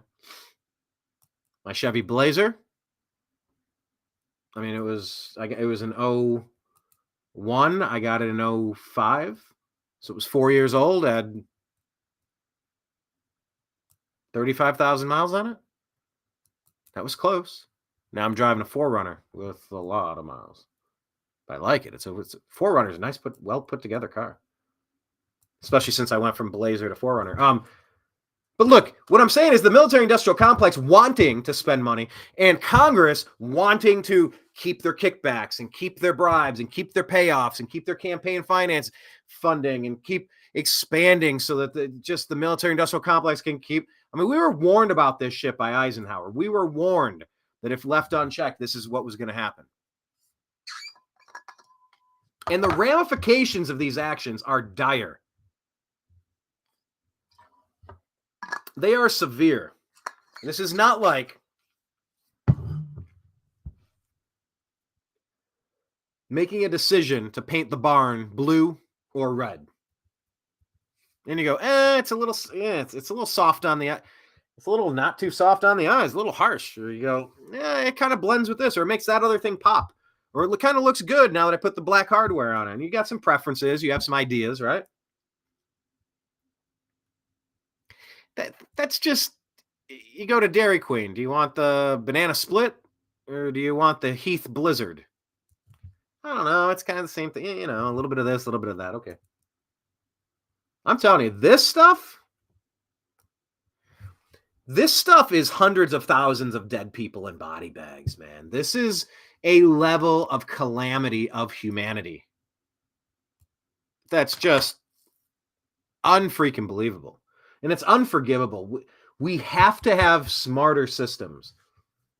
So if the idea is, look, we just got all this junk we need to Let's go shoot off our bottle rockets. Like we got to get them out of the closet. Let's just go shoot off these M80s, these fireworks. It's not just shooting them into the sky, it's shooting them into people. And there are repercussions to these bad decisions. So anyway, let's stop this, please. RT says insiders describe Trump's Ukraine plan. By the way, we're on the New American Media Twitter page. Now it's called X. We are at American_media_. Please, like I'll say to Kenneth, please sign up for X. Elon is doing a lot of good stuff. We should thank him with a little bit of patronage on his platform. If you're not going to, that's fine too. But I'm just saying, I think he's earned it. We should be spending more hours on X and less hours on the compromise sites like Meta or YouTube, Google. Anyway, at American_media_ retweets from Russia today. Insiders describe the plan from Trump to the Washington Post. He wants Kyiv to cede territory to Moscow as part of a peace deal, as we know. So here's Naughty Beaver saying Ukraine had 75 years to choose to act righteous. They could have chosen to stay neutral. They could have chosen to make peace. You do not buy insurance after you destroyed your car. Zelensky is a CIA operative. America is making deals with itself. No agreement is legal. This is a video here from Anthony Blinken saying Ukraine will become a member of NATO. Well, you better be careful about that. The same people who have been telling you. The same people who have been telling you. Trump is a Russian spy. Trump is a Putin puppet. Russia got Trump elected. I'm sorry, what's your fascination with Russia, you morons? We're talking to the deep state. We're talking to the Democrats. We're talking to the rhinos. Everything is pin the tail on Russia. Russia, Russia, Russia. Because they have this weird fixation on poking the nuclear bear and trying to provoke a World War III. Well, we the people do not want that. Sit down. Stand down. Ukraine will become a member of NATO. Why is NATO still pushing to start a fight with Russia? Can we have a little bit of fucking diplomacy? Figure out some way for conflict resolution.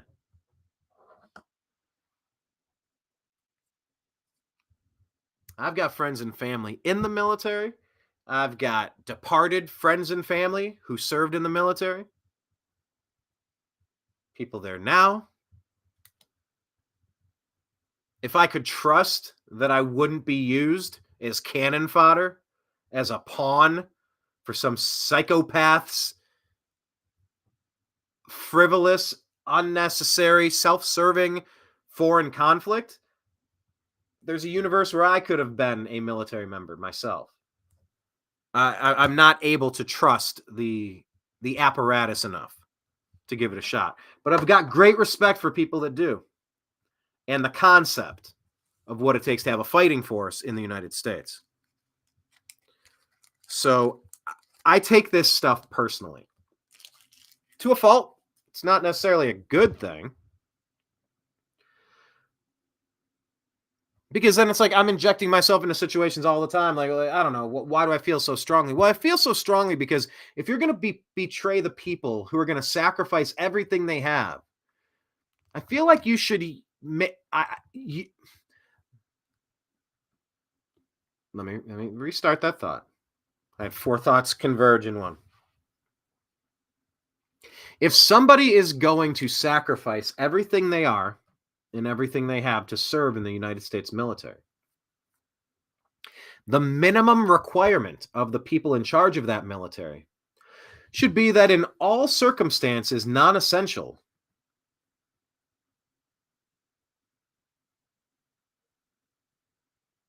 all effort should be made to resolve conflict peacefully. Shouldn't be so quick to send other people out there to die. I don't respect people that do that. I don't like that shit. I don't like it at all. And that's not to say that there's not a time to show strength, that there's not a time to be aggressive, that there's not a time to pull the trigger, that there's not a time to go to battle. There is. There's a lot of them.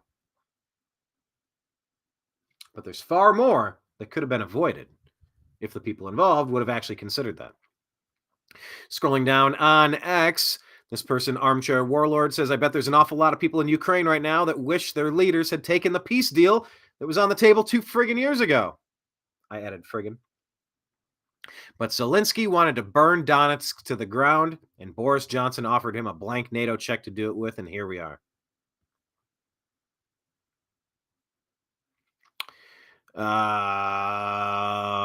Andrew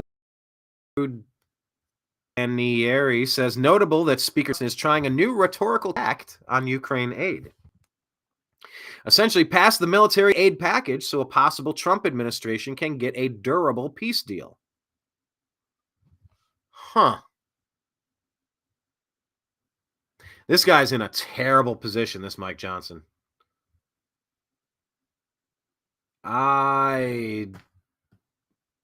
He's in a very bad spot. Andrew says, that line may help get some GOP members on side, but Johnson needs to act soon. I have extreme reservations about this Johnson guy. Minerva says, Johnson scuttled a peace deal in Ukraine. They're talking about Boris Johnson, I believe. So that, and this is kind of like furtherance of my point. I mean, it's just kind of a thought here, but does the thought make sense or is the thought absurd? Boris Johnson scuttled a peace deal in Ukraine so that the arms manufacturers could continue the money laundering operation. 400,000 people dead in Ukrainian innocents. And now they're conscripting anyone they can. That's kidnapping and forcing them into the military. That war was lost long ago. They're out of troops, so they want Ukraine in NATO. God, that's gross. Keith says, this could have all been avoided a year ago, but Boris Johnson was sent by his paymasters to sabotage the peace deal brokered in Turkey. And this is referring, the Colonel of Security Service of Ukraine, SBU, now the worst begins. New Russian weapon destroys man into molecules. Oh, that's great. Russia's military-industrial might takes a new shape with the start of production of the FAB-3000 bomb. Okay. Well, I mean, are we really? Yeah, I mean, comparing it to tactics and here, I mean, here we are. We're on the verge of this shit. I think we should demand better. We could do better. Oh, here's what I wanted to get to. This was a point brought up by one of our regulars here. Ooh, I'm really close. My hair's looking weird. Thanks for that. Here we are. Vince, look at this, Vince. See, this is what you're missing out on, Kenneth. If you're not on X, you can't tweet us at X or post us at X, and we can't reshare it and then turn it into a whole segment on the show. But if you were on X, following us at American_media_, you would see us. Vince goes by Dreamer Ultra. He says, Libertarians and moderate Democrats need to do their part. Don't throw votes away or sit it out as protest of Donald John Trump's imperfections. That was in response to a post from the New American Media. It says, 2024 feels like a great time for paper ballots. In-person voting with an ID check. Republicans and Democrats both count batches of 10 votes while they're being recorded. Boxes of hard copies are kept for 5 years for easy auditing. How can we roll this out to as many states as possible by November? Seriously, what do we have to do now to make sure that illegals aren't voting? To make sure that we have an actual, comfortable, verifiable election system. My God, guys, it's already April 11.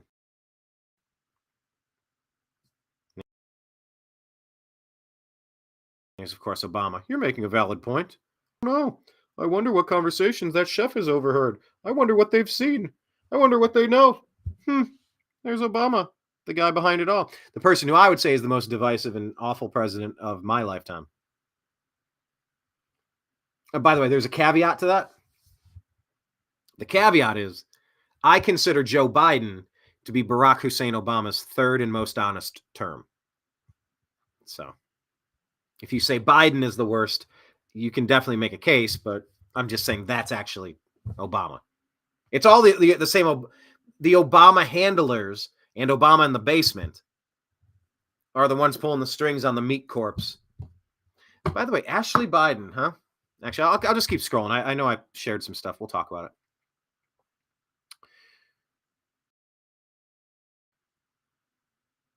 Frank sent this. We had something. I want to play you this. This is Cheryl Atkinson. Are you aware of this? There's James O'Keefe. There's Cheryl Atkinson. This is from Breitbart News. May 11, 2022. In her own words. Let's just play this, by the way. It sucks being set up by the government and surveilled by the government. And sometimes it takes far too long to be able to clear those matters up. May I say one little reported facet of my case is one of the federal agents involved in one of the operations against me said that they intended to plant child porn in my husband's computer. This is the FBI. There's been a case that's currently in litigation, unrelated, in which an FBI agent has testified that they did that. They have done that. It was not a case. I guess the curtain was drawn on that facet of the operation prior to them doing it. But imagine how you ever get out of that. They knew we had a young daughter at home and had allegedly conspired to do that. So, are you following? So the New American Media tweeted that out, X'd that out, posted that, and added the alphabet agencies have turned rogue and evil. Frank D'Angelo tagged in Mike Benz cyber. Are you following this case? Mike Benz has been everywhere. He's got 300,000 people following him now. You might have seen him on Tucker. I'm not incredibly familiar with him, but we did invite him. Is that showing? Can I show that on the previous page, please?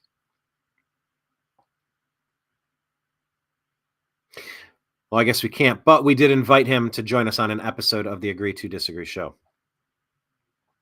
Here we go. This is Rand Paul. This is a massively important story. Let me switch the topics over to this.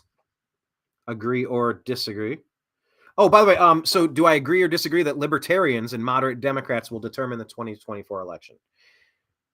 Man, I'm giving all these like weaselly answers, like yes and no. No. Well, how do we define? I guess some of it comes into the definition. How do we define a libertarian and a moderate Democrat, like compared to what, a conservative or a Republican? Are libertarians more Republican or more Democrat?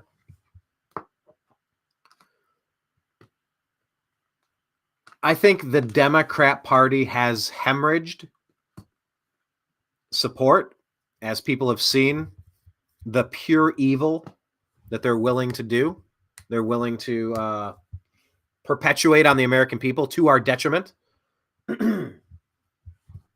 here, let me change the view. Go back to this one.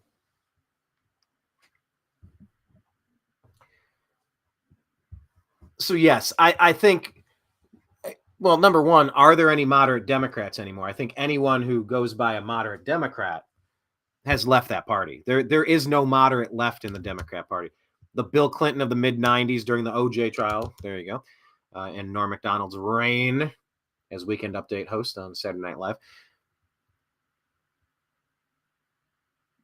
There is no Bill Clinton or John F. Kennedy Democrat Party anymore. They're gone. A lot of the common sense policies, you look at some of these old videos and you could hear Joe Biden and Barack Obama and Bill Clinton, they sound just like Trump. Their policies are the same. You're like, well, when did the Democrat Party go crazy? Well, somewhere around the time where the deep state pushed a little too far, too hard, and now they're caught. Now they're exposed. Now it's obvious who they are. Now it's obvious what agendas they're pushing. What's a little unclear is the why. It's a little unclear. Why Ukraine? And the answer can be very convoluted. The answer is also a question. And the answer has 17 different facets to it. And there's also other points to consider, salient points. What's with the open border? Is it mainly to replace the hemorrhage demographics of blue cities that fled people, common sense, good people during the pandemic when they were trying to live under those totalitarian, draconian, Orwellian nightmare policies and proclamations? Yeah. I mean, having 15 million people invade the country, being shuttled off to the big cities, whether that is one of the main intentions or not, it is having that effect. There's a major debate happening right now. Should illegals be counted on census information for congressional districting? Why? If you say yes, you're encouraging more of this shit. If you say no, then it loses its ability to have an impact. So, once again, you want in the club, go wait in line. Pay your cover, show your ID. No one's telling you can't come in the club.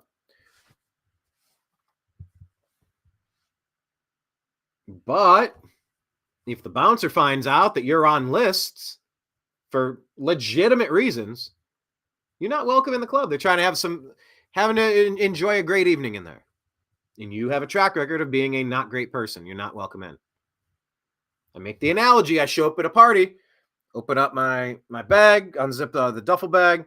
Out on the table, I put this big canister, this big jar, this big glass bowl, if you will. A crystal vase, a bowl, a serving dish. And then I open up this bag and I dump in, fill it up with Skittles, all colors, all different kinds. And I tell my host, hey, thanks for the invite. This is a great party, great house you got here. Thank you so much. By the way, I brought Skittles. Help yourself. By the way, there's thousands of Skittles in there, but there's a handful of them that are poison. Just thought you might want to know. All right, I'm going to go make my rounds. I'll see you in a little bit. Any sane person would take a poison Skittle out of the bowl before you deliver it to be consumed by others. America does not need a singular rapist, murderer, vagrant, vagabond, gang member, scum of the earth, unproductive criminal at all. We don't need that at all. We don't need a singular one of them. So you take the appropriate time needed to filter those out. Don't need to see a single human being get trafficked. Just filter that out. That's the stuff that libertarians that libertarians are a little weird because they do kind of want open borders, which is one of the most key places where I tend to disagree with libertarians. It's not a policy that makes any sense. If they lock their doors at night, they cannot legitimately support open borders.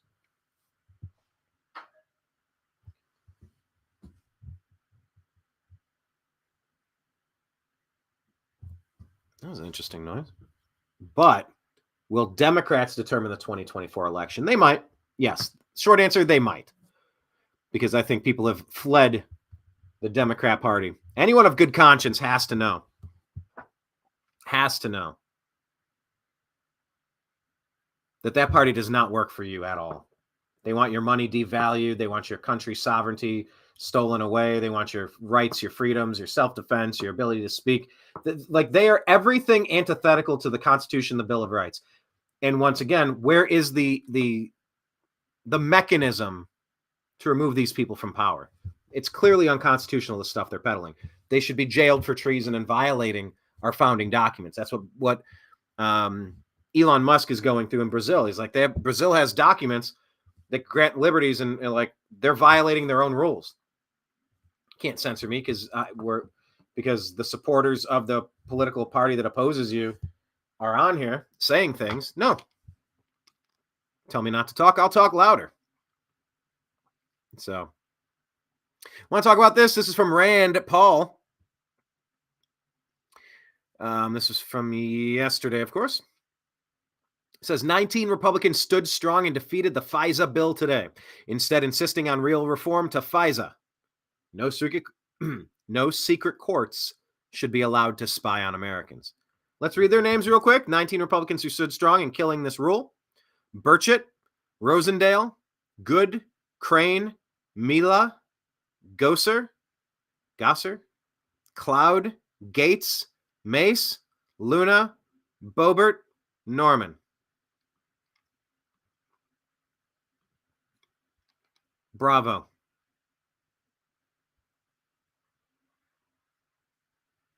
Absolutely bravo. Barack Hussein Obama illegally spied on Donald John Trump's campaign and his presidency. That is treason at the highest level of civil rights abuses that there possibly can be.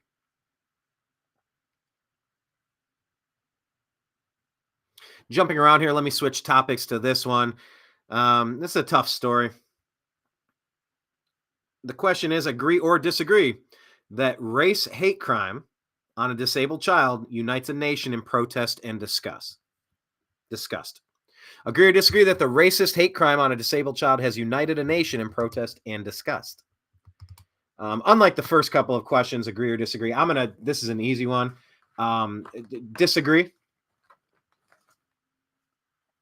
Tell me why this isn't leading the news day after day after day after day. Tell me why people aren't marching in the streets.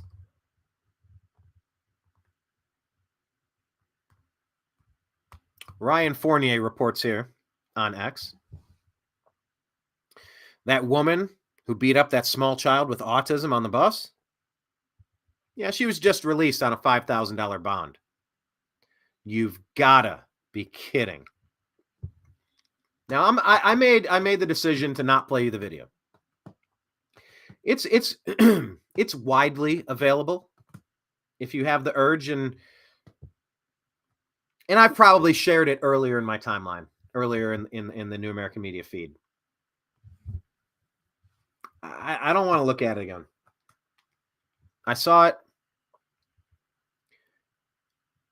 I mean, this woman is stomping on the feet. There have been reports of broken toes and broken bones. Sitting next to this person has them pinned inside into a wall. Little white autistic kid. Big black angry violent lady. Stomping on his feet. Repeatedly. Just the way a cat would play with a mouse. It wasn't like the kid threw scissors at her, hit her in the head, and she took 7 steps and then 7 swings, and then it was over. This was a very weird, sadistic, repetitive, reoccurring, violent attack on this helpless white kid. Why is it a white kid? Because son of a bitch, if you're going to report every damn story involving people of different races as this big racist such and such, do it on both sides. Why don't you find an equal number of stories to get outraged on that have white people as the victims? Or is it only that the lying legacy media wants to push white people bad, other people great? Once again, this is the deep state influence. The rhinos, Republicans in name only, they're lying to you, wearing sheep's clothing, devouring you, stealing your money, monsters, maybe the worst monsters of all, pretending to be on your side, but they're not. Blackmailed or bribed. Oh, they play on the globalist team. They're the deep state. They're with the dirty Democrats and the lying legacy media. If this is the world we have to be in, cover it equally. So that's why it's a white kid. The response to Ryan Fournier, this monster should be facing life away from the rest of society. Why is this not front page news in the rage race bait category? If they thrive on racial division and stories that will make your blood boil. And once again, this is a story that we did share on the New American Media on Instagram. Follow us on Instagram, the New American Media. Makes your damn blood boil.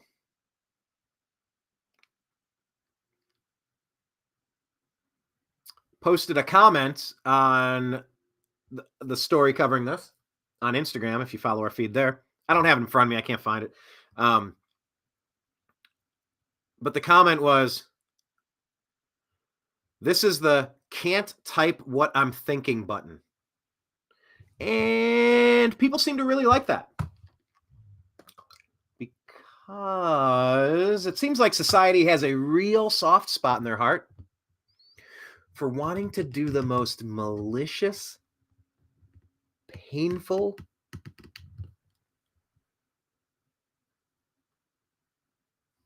retributive, is that a word? Acts of retribution on monsters who abuse innocent children. There is a special place in hell for O.J. Simpson and for someone who's going to abuse a child. Like maybe the Ashley Biden diary. We'll get to that. Right? So like they just admitted this is real. This child sniffing monster. Are you on his team? Are you on the team of the vile child sniffing monster? Or not? So find the story, watch the video if you want to. It's not the worst thing I've ever seen. Unfortunately, I've seen some horrific stuff. You know, it's kind of par for the course. When you're trying to cover the news, you got to see what's happening. So you got to actually watch and form an opinion. You're like, oh, where's the unsee button? In fact, that is one of the main reasons why I got out of psychology. I volunteered at a crisis center, and super long story short, I sat in on a session, and this woman, all sorts of just atrocious abuse she's suffering, and then kids involved, and she was offered a house and food and clothing and a cell phone, safe house, and a way to escape and get the kids safe and get her safe. And she's after an hour or two, and she's like, all right, well, let me think about it. And I wasn't in a position to really speak. I was there observing and getting hours toward my degree, volunteering and learning on the job type stuff. Really kind of wrecked me. And the lady left, and it was late at night, early morning, whatever. And I'm in the office, and we're looking at each other. I'm like, does she want help, or does she just want a pity party? What was that? Everything you addressed, like everything she was crying about, like you addressed. Why is she going back to that? And she goes, yeah, that's her 15th time in here in the past 2 months. And I go, okay, that's it. I'm done. And for these reasons, I'm out. I am not wired that way. I want to type something, say something. I want to read your comments. By the way, type your comments. Real quick, test of the water, testing the wind. Type in real quick where you're watching us from. Are you watching us on X? Are you watching on Facebook? Are you watching on, I don't know, YouTube? I even forget about YouTube. We have 1,400 videos on YouTube, and I just dismiss it. I assume it's a dead account walking. Lots of views.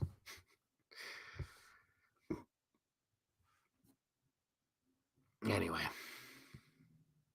let's move on here.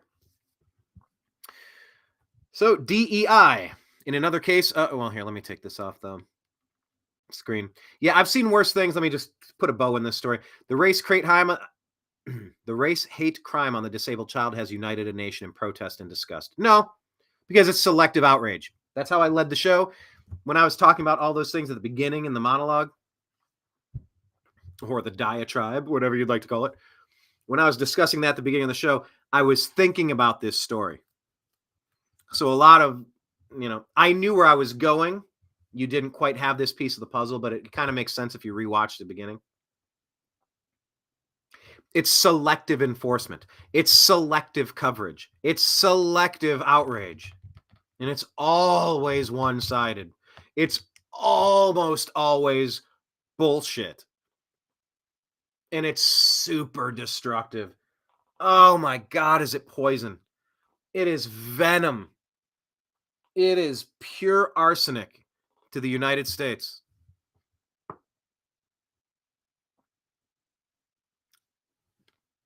Oh, wait a minute. Is my name spelled wrong? Have I been doing this whole show under a different name? That's weird. Sorry about that. Well, here, let me give him a plug. My name was showing up on the screen as Mike Barra. We do share a studio with him. You know him from Ancient Aliens and whatnot. He does a show with Blake, Toxically Masculine Tuesdays. It's in the evening, maybe around 9 o'clock on their channels. And I think he does a show Monday and Wednesday morning with a lady. Maybe her name's the Numbers Lady. I don't know exactly. But follow Mike Barra. I just had to change my name. B-A-R-A. Now I'm back to being Brian Engelman. Okay. We're on the home stretch here. Let's kind of get into this because here's this other question. Agree or disagree that D.E.I., otherwise known as didn't earn it, will end up boomeranging on division hustlers? That's a weird statement, isn't it? Weird question, weird phrase. So D.E.I. will end up boomeranging on division hustlers. Agree or disagree? Of course, D.E.I. used to be termed diversity, equity, inclusion. What they say on The Simpsons, aren't these just buzzwords that dumb people use to sound smart? I'm fired, aren't I? Oh, yes. But these used to be called diversity, equity, inclusion, and it's like, aren't these just buzzwords that don't signify anything good, but they sound good? Is that all that's happening? Oh, yeah. Super racist. Super. So now DEI, which used to be called diversity, equity, inclusion, is now simply known as didn't earn it. Didn't earn it. That's why when you see the Biden administration, and that's such a weird phrase to say because it's just, you don't want to give former Vice President Biden the dignity of this office, that how he seized control of this country is something that we'll see how the history books are written. Because, by the way, if you've ever wanted to know if your history books are accurate, and they say history is written by the winners, imagine the history book that would be written from the beginning of Barack Hussein Obama's term to today. If CNN or MSNBC wrote it, or if one of you wrote the history book, knowing what's been happening, and you're not just going to repeat and regurgitate, blah, blah, blah. I'm just going to vomit up 51 fake intelligence officials lying about Hunter's laptop. It's Russian, blah, all the classic earmarks of Russian misinformation. Blah. If you write a book written by a crazy person, imagine how antithetical to reality it would be as if you wrote it. That's the trouble with history books now. But anyway, it was ancient history we called DEI, diversity, equity, inclusion. It is now colloquially and universally known as didn't earn it. You look at the Biden administration and the complete incompetence of the people that they've propped up into positions of power. Completely incompetent people. But they go, oh, this person's wearing a long sleeve shirt. Oh, that person is in flip-flops. Hey, there's an astronaut helmet. Hey, howdy there, partner. You got a cowboy hat on. Hey, you're riding in on your tricycle. Good look. Now, of course, to the Biden administration, it's not about the clothing you wear or the vehicle you drive. It's like, how much melanin is in your skin? Which country of origin do your ancestors identify as being from? Let's ask the most insignificant, irrelevant questions to the job and matter at hand. Oh, so you're a man dressing as a woman? I feel as though you should be front and center of our military, giving us that Levine person. Oh, Pete Buttigieg. Tell me a little bit about your, what you like to do in private and who you like to do it with. Tell me. Oh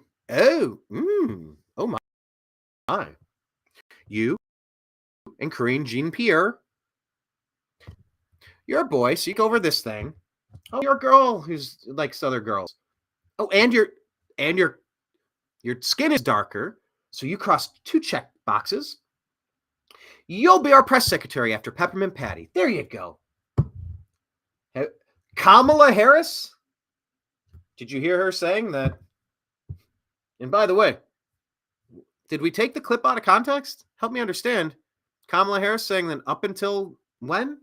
Recently? Last year, did she say? Up until recently, there was no women's NCAA bracket? Oh? Okay. Well, you checked the boxes, so that's good for you. That's what didn't earn it is. Putting up incompetent people that check certain boxes on your form. So will DEI end up boomeranging on division hustlers? I believe so. This is a post from Amuse. DEI. In another case of didn't earn it, Biden appointed Federal Reserve Board member Lisa Dennell Cook's entire academic career has been found to be fraudulent. From faking research data to outright plagiarism to lying on her resume, Cook is in charge of our monetary policy. Trouble at the Fed. Investigation into Lisa Cook's academic record raises questions. There's Christopher Rufo on Daily Wire and Luke Rosiak.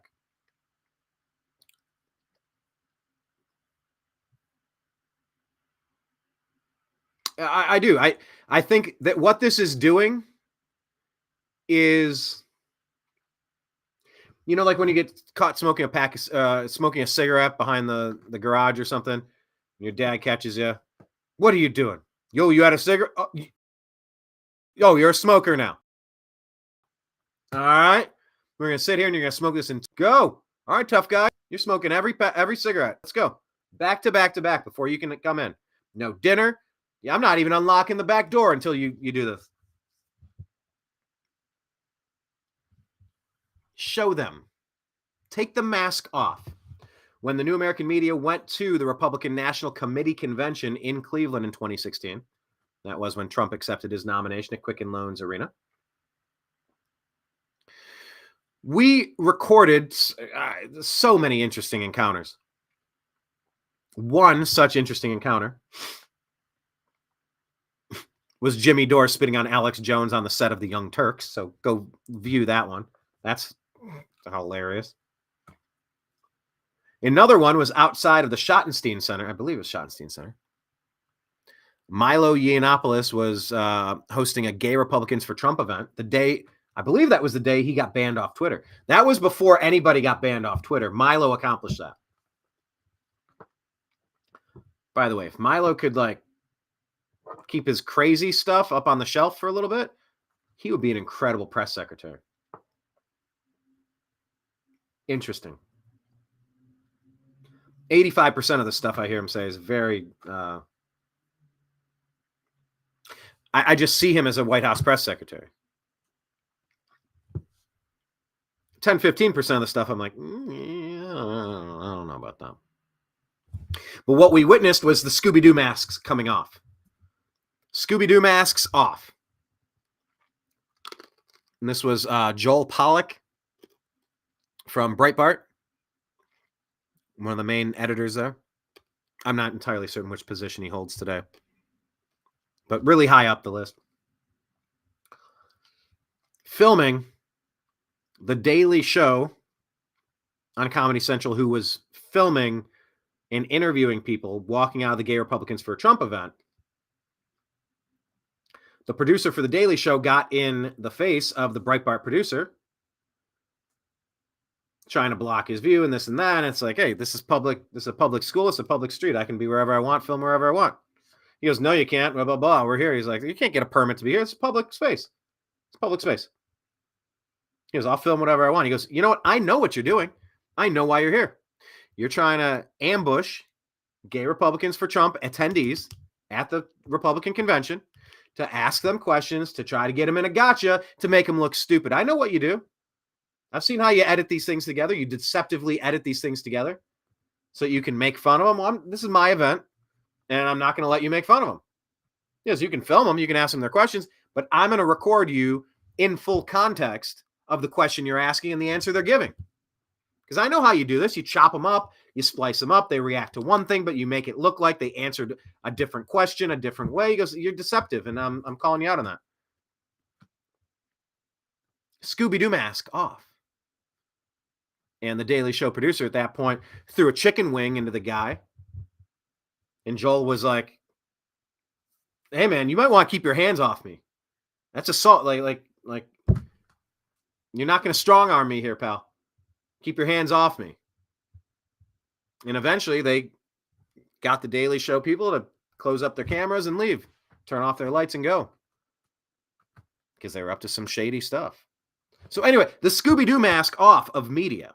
The Scooby-Doo mask is off of The Daily Show. The Scooby-Doo mask is off of MSNBC, CNN. The Scooby-Doo mask is off of the rhinos like Cheney and Romney and these fake Republicans, the speaker Kevin McCarthy, these clowns. Their masks are off. We know who you're working for. You're with the deep state.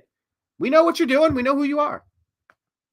Masks off. So DEI, hey, let's have as much Karine Jean-Pierre as possible. Let's do it. Because you are so incompetent, so unqualified,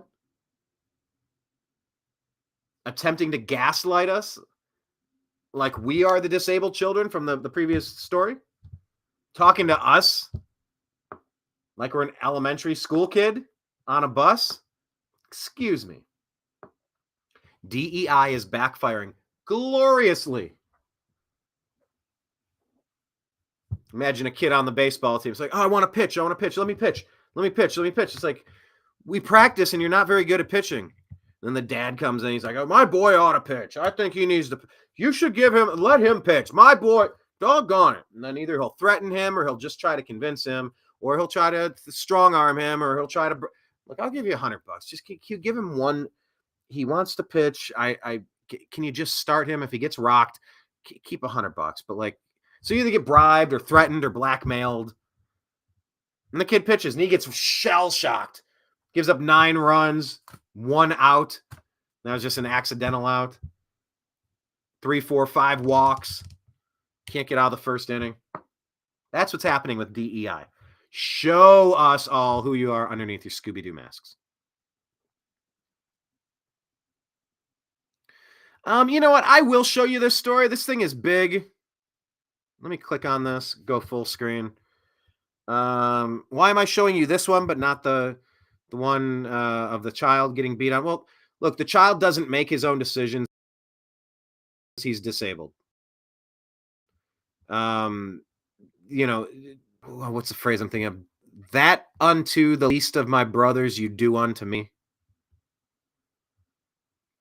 So unlock the doors. How is this? Here we go. I'm not going to show you the child thing because the child is not even. It's the same reason why Ashley Biden can't consent to getting fondled by Joe Biden, by being molested and abused by Joe Biden, as it says in the diary of Ashley Biden. Inappropriate showers. I was probably molested, she says, in the diary that they said was fake. And then they raided James O'Keefe to try to get it.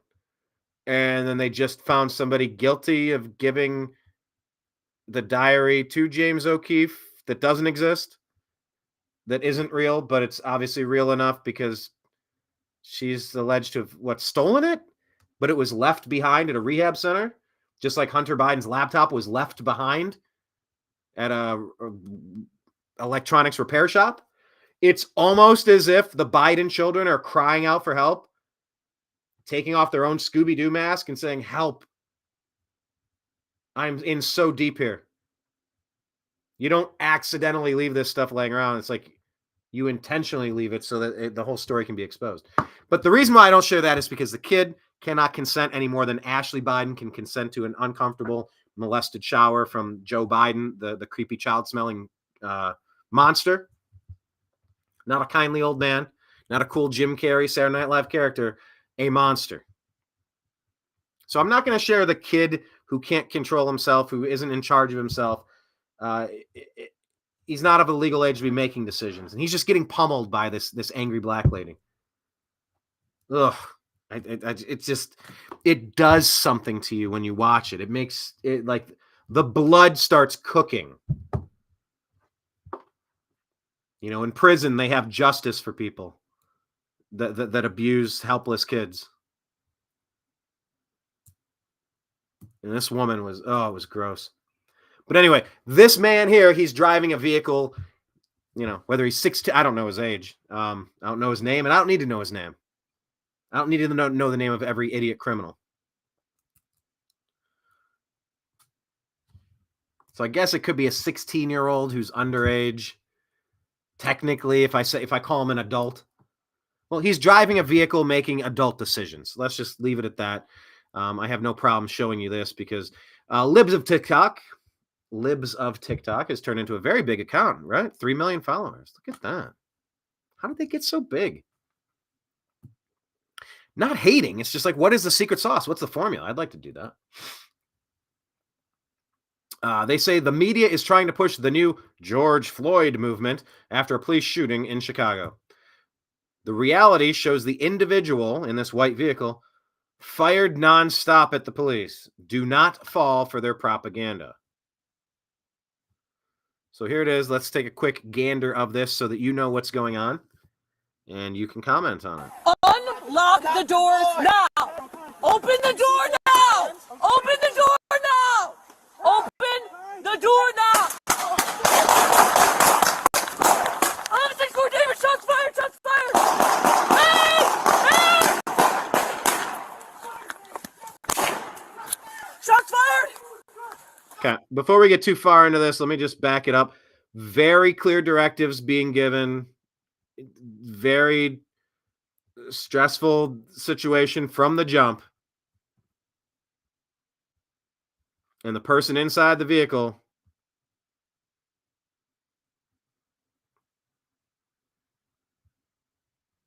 made his decision.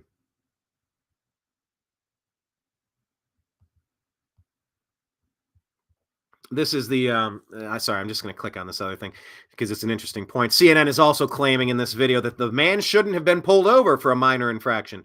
Yeah, how about we just pull people over? You know, how about we just, when they're committing crimes, obvious crimes, all right? And saying for a minor infraction, and they didn't know they were cops. Well, that's bullshit. They had lights on their vehicle, police in large letters on their clothes. Everyone who's a criminal knows the cops in unmarked cars. If he felt unsafe, he wouldn't have pulled over. He tried to shoot his way out, shot 11 times, and nearly killed them all. A sociopath with no regard for human life, and was probs being pulled over for all the damn drive-bys he's pulled. Well, that's, I like the comment. There's a little conjecture, a little speculation at the end there. No evidence of that, of course, but you get the point. Let's just watch this again. Clear directions. Unlock the doors now! Open the door now! Open the door now! Shots were fired from the guy inside. The door now! Because you can hear the difference.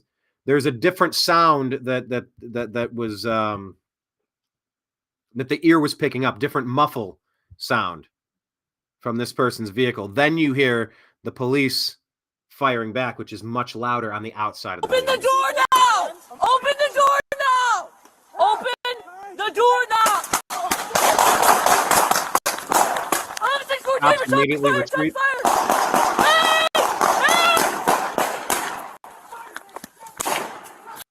Shots fired!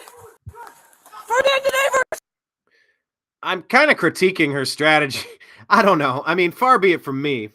I've interviewed John Correa from Active Self-Protection, He kind of goes through these cases and walks you through what happened, and kind of grades the performance, if you will. But yeah, let's watch it. I just found it interesting how she runs back behind the tree and just kind of stands there, then yelling some stuff. It's just in the heat of the moment. All these things, you just go into autopilot, Open the door now! Shots fired! Shots fired! Hey! Hey! She's calling it in. Shots fired! Ferdinand and Avers! 10-1! 10-1! Hey!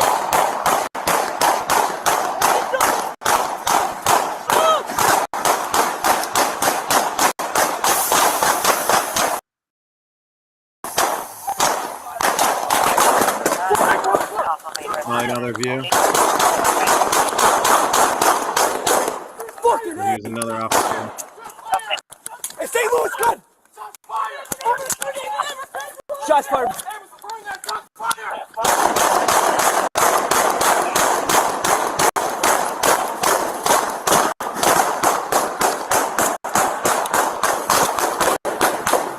Hey, shots fired! Pick it up! I mean,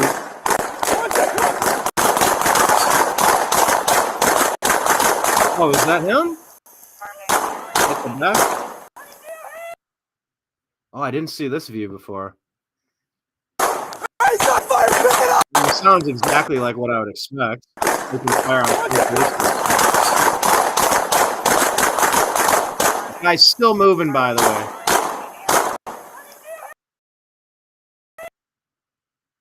Right back there at the back of the vehicle.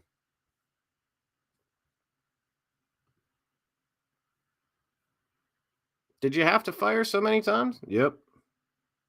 Yeah. Had to stop the threat. You shoot to stop the threat. This guy already opened fire on 3 police officers for nothing. So here, let's look at how it's being covered. I'm not going to say his name. By Chicago police after a traffic stop. Okay, he looks young. 18. He's got the square on his head, so looks like he might have graduated. I heard Adam Carolla talking about this, and he was talking with Officer Tatum, Brandon Tatum.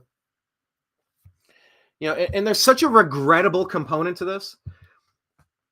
If you've been abused, and that's the only way you can call it abuse, mental abuse, by being constantly told by Democrats, divisive Democrat race hustlers, and lying legacy media that United States is racist, the cops are racist, you got a target on your back, everyone's out to get you. Like, that stuff rots the brain of people. You saw the video of the woman from that TV show Blackish going bonkers about what Trump's going to do to you when he gets in office. It's like, he's been in office for 4 years. None of that stuff happened. And Adam was kind of feeling sympathetic when I was listening to this show, doing the dishes the other day. Just kind of like, it's such a shame. It's so irresponsible of the Democrats and CNN and MSNBC to constantly push this stuff. Imagine if this kid was scared because he's been mentally abused by Democrats and lying legacy media to make him think that he's got a target on his back, everybody hates him, and if he's pulled over, he's going to get executed, all because of the lies they constantly push. The Obama agenda. Constant race division. I said earlier in the show, I didn't vote for the guy, but it's like, well, if he can help heal some race relations, that'll be a net positive. Oh my God, no. All he's done is double down. Because you either have the theory that race is an insurmountable trauma, it's systemic, there's no getting out of it, you have to vote for us, we're the only ones on your side, they're evil, give us political power, else they're going to destroy you.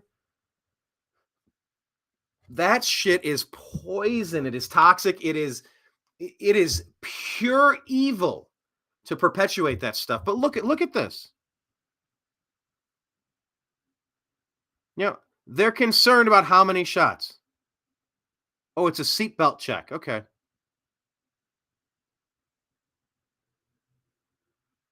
None of these say that this man, I believe he's an 18-year-old man. He could be 17. I don't know, but he's a licensed driver, I'd imagine, since he's driving maybe 16 plus. This person foolishly opens fire on cops,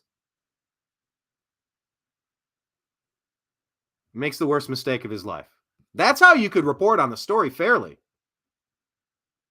But instead, what is this? Oh, it's a black motorist. Okay. Killed by police. How about just lead with fool opens fire on multiple cops, does not live to regret it.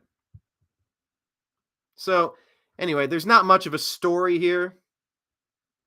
Just keep your eyes peeled for that and know what you're dealing with and what they're lying to you about. There's the raw footage. By the way, here's just another reminder after Ferguson, because remember all the fake hands up, don't shoot. That never happened.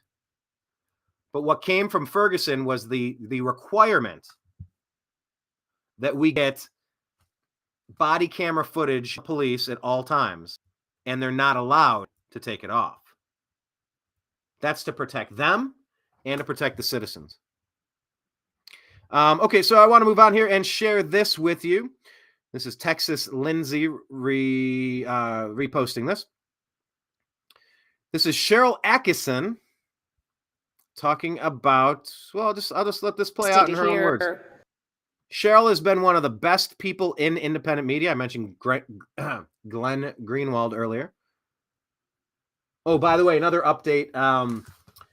Julian Assange, the Democrat Party is now floating the idea of, I don't know how you'd phrase it, dropping charges. I mean, they've only ruined this guy's life for 20 years for just reporting accurately on what's happening.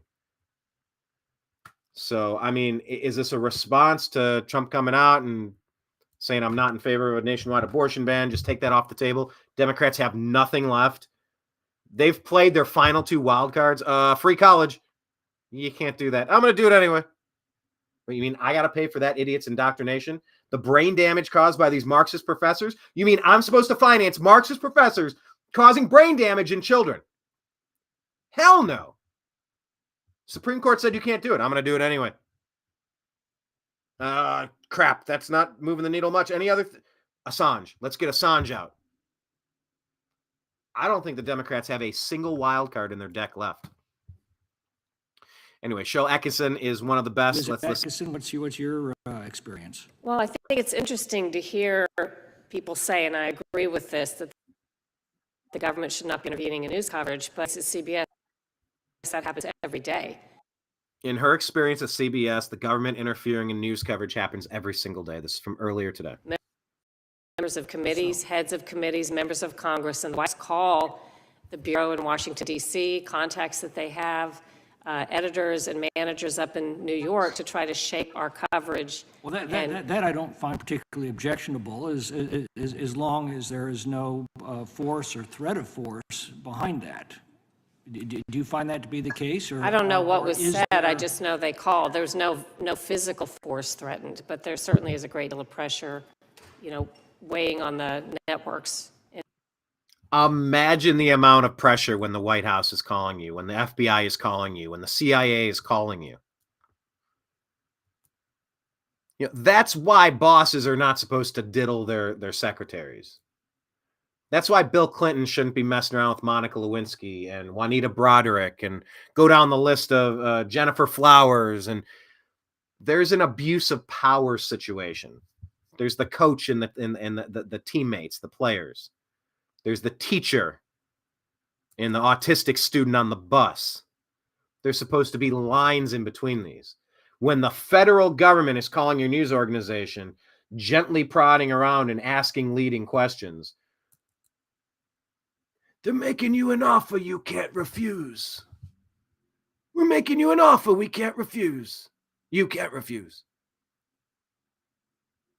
Of course it's implied force. Of course it's implied threats. In terms of their coverage. Well, what about government acts directly? Have you encountered such intimidation yourself directly from the government, or is that all kind of channeled through your employers?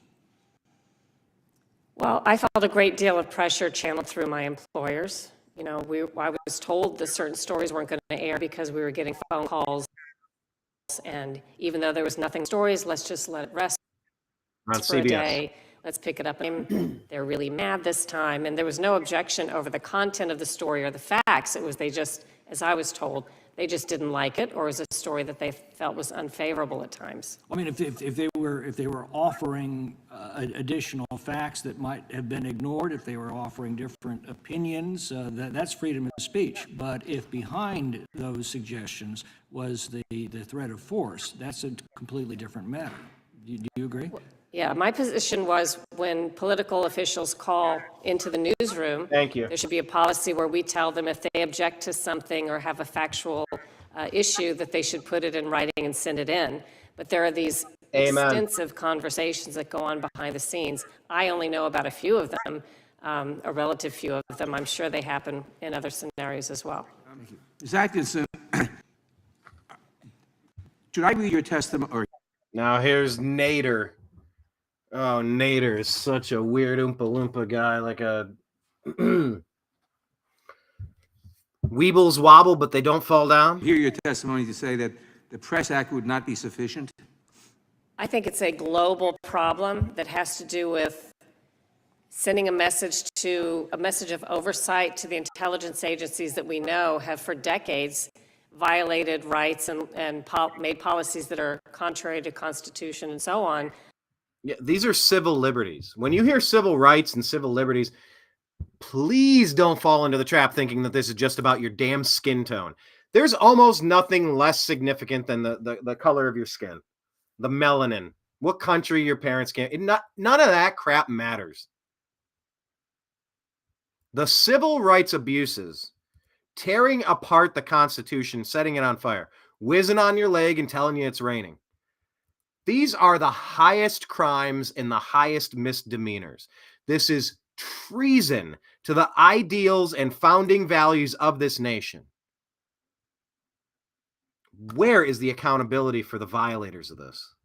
I don't think there's been an effort they think is serious. I feel like the intelligence agencies feel like they're running the committees here rather than the committees conducting oversight of them, and that there needs to be something they understand that they would be held accountable when they do things. And I don't know what that looks like in practice, but I don't think the law is in the... So that's Shel Atkinson in front of Congress, one of the most important people in journalism of the past couple decades. Absolutely. Let's read what Gabe Kaminsky says, retweeted by Donald Trump Jr. Scoop. The Department of Homeland Security, ITS CISA, and by the way, CISA.gov/rumor control. That's what we are forced to say. We have to reference that. You need to go get countervailing views from them. But anyway, apparently the Department of Homeland Security, ITS CISA, has privately recommended the State Department contact the Election Integrity Partnership. That's who those people worked to suppress speech on social media before the 2020 presidential election, according to internal emails. So it says, hello, Shelby, Renee, Jevin. We're looking to connect with someone at EIP the coming days. Are you available? Our colleagues at Department of Homeland Security, CISA, want to talk to you about your current efforts to protect the 2020 elections from foreign interference. There may be some synergies there with the work we're doing. Sorry, synergy. Isn't this just a buzzword that dumb people use to sound smart? I'm fired, aren't I? Oh, yes. Let's hear what Adela Levis, who wrote this. Oh, she's the think tank liaison for the Global Engagement Center at the U.S. Department of State. Mission: to direct, lead, synchronize, integrate, and coordinate efforts of the federal government to recognize, understand. It's cut off. I'd be happy to at least talk about the EIP project, at least our perspective, the Election Integrity Partnership, at least from our perspective in the Center for an Informed Public at UW. Kate, CC'd, is leading our efforts in the CIP. She would be the best person. I'm happy to talk about the broader project. It'd be great to learn more.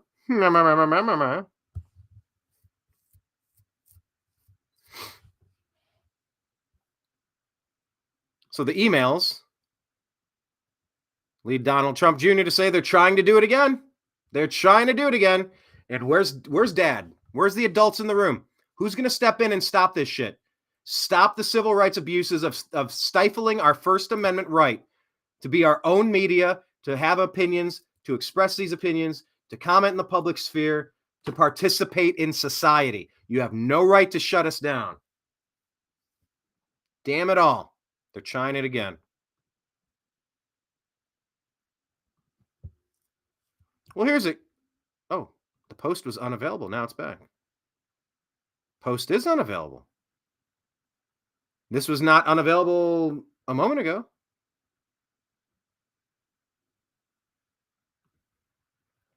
James O'Keefe, nothing ever happens to these people. Exposure is what's happening. More exposure, more truth, more awakening. Exposure is the only true accountability. That's from James O'Keefe. This is in response to the FBI admitting that they're planting agents at January 6th and that we need more types of this journalism. And they've talked about nudging people like Alex Jones and framing and setting people up. This is a disgusting, out of control, abusive, overreaching criminal enterprise running the federal government.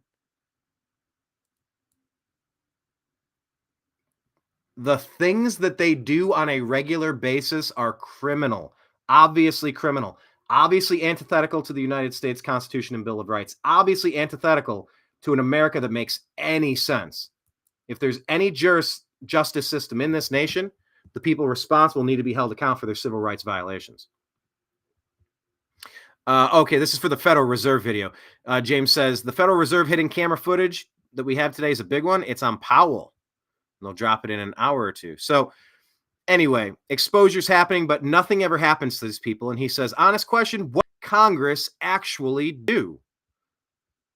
And then the response here, the Simpsons have a joke about Homer joining a vigilante group to catch the Springfield cat burglar.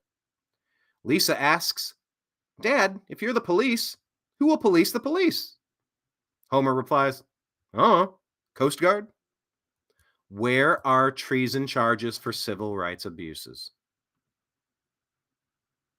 No idea. No idea. Freytag Gregory says, defund and disassemble the FBI. It no longer serves the interests of the American people. It has evolved into a political enforcement arm of the regime. Here's one I'll let you check out on your own. It's from Kyle Becker. It's a bombshell, of course. Are you aware that there is an audio recording of Joe Biden saying to his ghostwriter in 2016, I just found all the classified documents stuff downstairs. Watch FBI Director Ray, this little squirm. His representative Elise Stefanik grills him on the Biden classified documents crimes or scandal. These are political hacks who have no business in the U.S. government. Check it out. It goes back and forth. It's on our X feed for the New American Media at American_media_. Here's Julie Kelly saying Judge Cannon's hits against I need to slow down when I'm reading. Like, I feel like I'm the cartoon character version of a guy that starts running too fast. And it's like your feet can't keep up with your... It goes... Julie Kelly says, new. Judge Cannon hits at special counsel Jack Smith's demands for secrecy keep coming. Jack Smith's demands for secrecy keep coming. Her hits against it. Okay. It's a weirdly phrased thing, Julie Kelly, but she details it. The court finds the special counsel's sweeping request and generalized rationales inadequate to overcome the public's common law interest in access to these materials. In advance of tomorrow's hearing on defense motions, Cannon is authorizing the release of Walt Nauta's voluntary 2022 FBI interview. Should be interesting, so follow that. Here's another one, a blast from the past if you want to go find it. Don't forget about the FISA warrant that was used against Paul Manafort before and after the election. They'll break it down here on the feed. Go to CNN. It's on our Twitter feed, our X feed. Andrew McCabe. Okay, so Mike says, so he lied when he was interviewed under oath? Co-pilot. Yes, Andrew McCabe, the former deputy director of the FBI, has been accused of lying under oath. So this means everyone who signed the FISA warrants all lied under oath. They knew it was fraudulent. They knew it. They lied about it. They misrepresented it. Treason. This is against not just Joe around the corner. This was the president of the United States. This was candidate Trump, the main opponent of the party in power at the time. This, if you want to, when I say the name, I'm going to do a little word association. I'm going to say a name, type in the first thing you hear, first thing you think. Nixon. Nixon. You're telling me you're going to have the entire legacy of a man boiled down to some know nothing, do nothing, hardly any harm, hardly any foul incident called Watergate. Oh, they bugged the Watergate hotel room. No, that's where the part they were having conversations about the campaign. Oh my God. Why isn't Barack Hussein Obama viewed in the same Watergate one-word reaction? FISA. He should be in jail for treason. They knew this was false. And this is the deep state has gone past pushing things. They've gone into creating things. And this is infinitely worse. Gretchen Whitmer. Well, we're going to have 6 or 8, I don't know how many people. We're going to have a whole bunch of people infiltrate this group, and then we're going to try to encourage this dummy dumb. We're going to try to convince them that we're going to be doing a kidnapping of Gretchen Whitmer, the governor of Michigan. It's like, you're the deep state. You're the ones doing this. They're just framing people, trying to entrap them. Go, hey, look who we caught. Look, we're doing a great job. You're not doing a good job. You stopped the crime that you started. Look, I put out a fire. Hey, Hoss, you're the one that set that fire. You don't get a pat on the back for that. Actually, you go to jail for arson. The Office of Inspector General, OIG, released a report stating that McCabe lacked candor, which means that he knowingly provided false information in the verbal or written statement. This was in relation to the leak to the Wall Street Journal about the Clinton Foundation investigation. Crossfire Hurricane. The report stated that McCabe lacked candor on at least 4 occasions, one of which was under oath May 9, 2017. McCabe was fired for these actions, as lying under oath is a fireable offense, since it makes an FBI agent an impeachable witness and obliterates his or her ability to testify under oath in court. However, it's important to note that McCabe has disputed these findings and sued the government. The DOJ, Department of Justice, settled with McCabe by fully restoring his FBI pension and removing all records from his FBI personnel file that indicates that he was fired for cause. The agreement does not change the findings of the Department of Justice Inspector General Michael Horowitz that McCabe lied under oath to investigators on 3 occasions. It simply eliminates all consequences for doing so.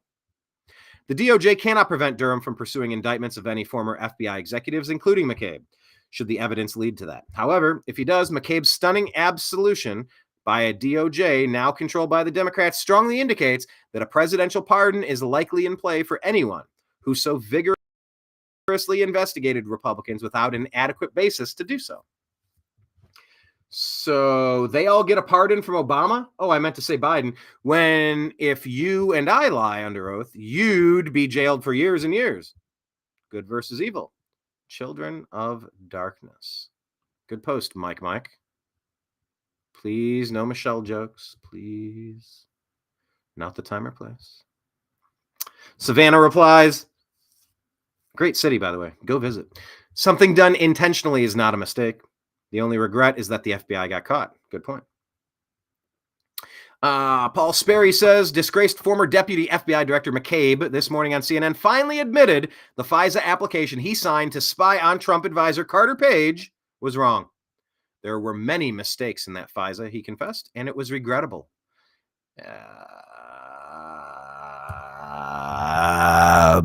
Bullshit. Mistakes imply accident. This was intentional. Regrettable? It's like this post above says, nope. The only regret is that they were caught. So I'm not buying that at all. This is a massive story, everybody. This probably could have led the show. It probably could be the headline, the thumbnail. This is so important. Let's just ponder this for a second. This is from Clandestine. It says, holy shit. Russian MOD opened a criminal probe into senior U.S. and NATO officials who were allegedly financing terrorism. Here we are, folks.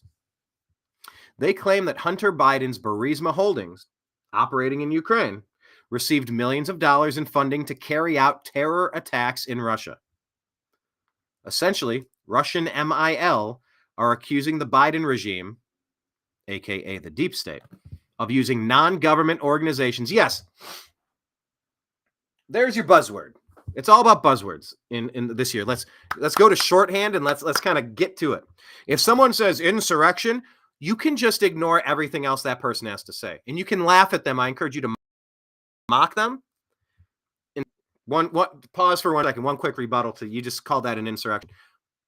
Just real quick, point of order.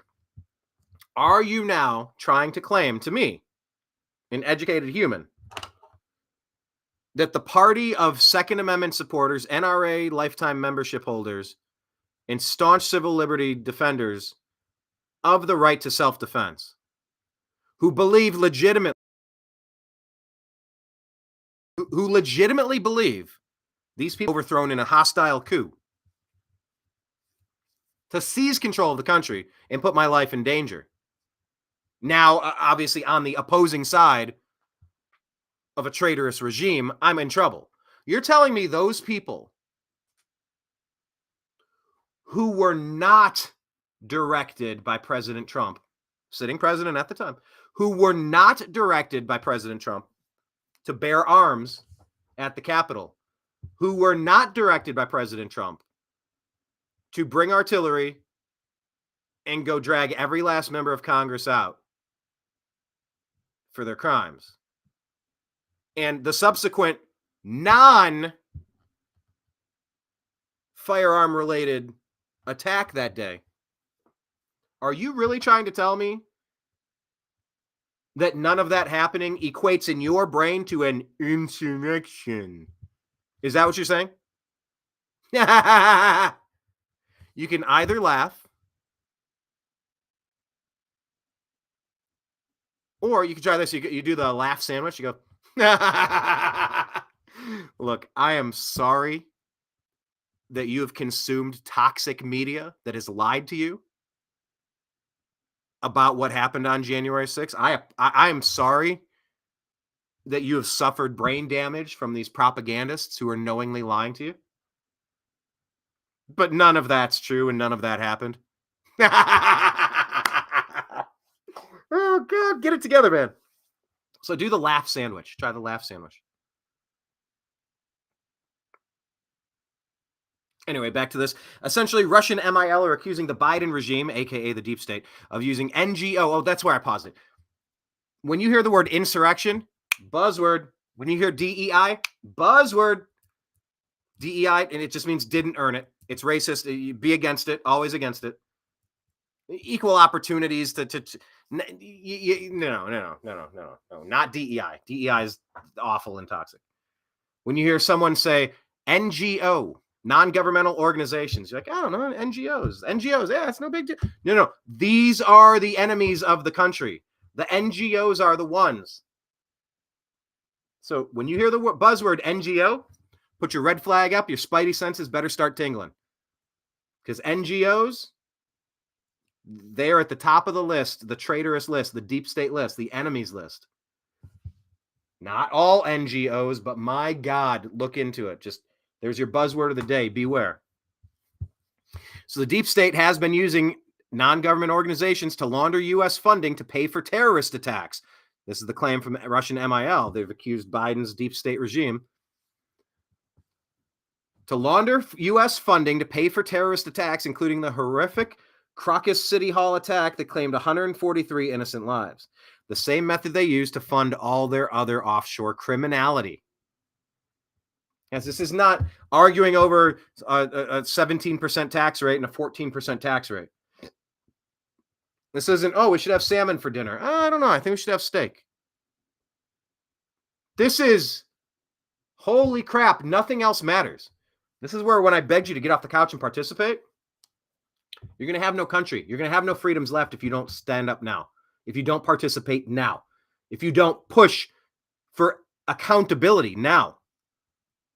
We could be living in a nightmare hellscape, and I don't want that. I don't want that. You don't want that. The American people don't want that. I'm Bob Dole. I haven't done Bob Dole impression in, God, it's been a long time. So anyway, the thread finishes here. Regardless of who you believe is responsible for these attacks, tensions have never been higher, and the U.S. and Russia seem to be on a collision course for direct kinetic warfare, and thus a full-scale World War III. Check that out. That thread is on the New American Media. That's at American_media_. A couple more, and then we're going to wrap today's show up. Thank you for joining us on the Agree to Disagree show. My name is Brian Engelman. Thank you so much. Bama Jean says Russia is investigating the U.S. and the UN for sponsoring terrorism via, wait for it, Burisma. Very believable. And of course, this is the Russian propaganda outlet of RT, so consider the source always. George Webb, investigative journalist, says validation and verification on our Burisma reporting by the Russian Investigative Committee. Yeah, I mean, we all see it. They impeached Trump because he found out what was happening in Burisma. He found out the Biden corruption and the overthrow with Victoria Nuland and how they were recklessly trying to push for a global war with Russia. So the Democrats impeached Trump because Joe Biden bragged publicly about firing the investigator who was looking into the Burisma corruption. They impeached Trump. So because the U.S. military was blowing up people that, maybe shouldn't be blown up, and Julian Assange reported on it, the deep state did what? No, they didn't plant child abuse stuff on their computer like Cheryl Atkinson said. She said that happened to her husband, that they were trying to do that. Obviously, we played that. No, it's not implanting files and framing you for, I don't know, child creepiness like Biden is doing with Ashley Biden, allegedly, according to the report in the diary. No, they hit Julian Assange with a rape one. No, that's what it is. A very credible one, like New York and Trump. Super credible, right? Super credible. Kim.com says, wild times. Russian investigative committee found Ukrainian gas company Burisma funded the terror attack in Moscow. The same company that hired Hunter Biden and paid Joe Biden to get the prosecutor fired who was investigating them. Biden corruption is back in the spotlight. Thank God. Senator Rand Paul says 15 federal agencies knew in 2018 that the Wuhan lab was trying to create COVID-19, and not one person came forward and spoke the truth to the American public via Gateway Pundit. Screw these people. May Fauci face justice for what he did to me and my family. Hello.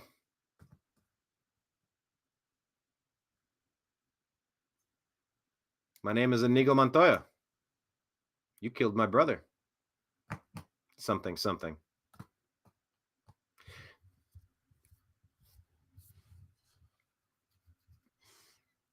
Dear Lord, if I'm right about Anthony Fauci, his involvement, his complicity, his cover-ups, his lies to withhold effective treatments from the virus that he himself helped create, if I'm wrong about what I think I know about Anthony Fauci, help me see the light on that. However, if I am right on that, would you please deliver swift, legal, vengeful justice so that he can sit in a courtroom and answer for his criminal activity? Amen. That's all I have to say there.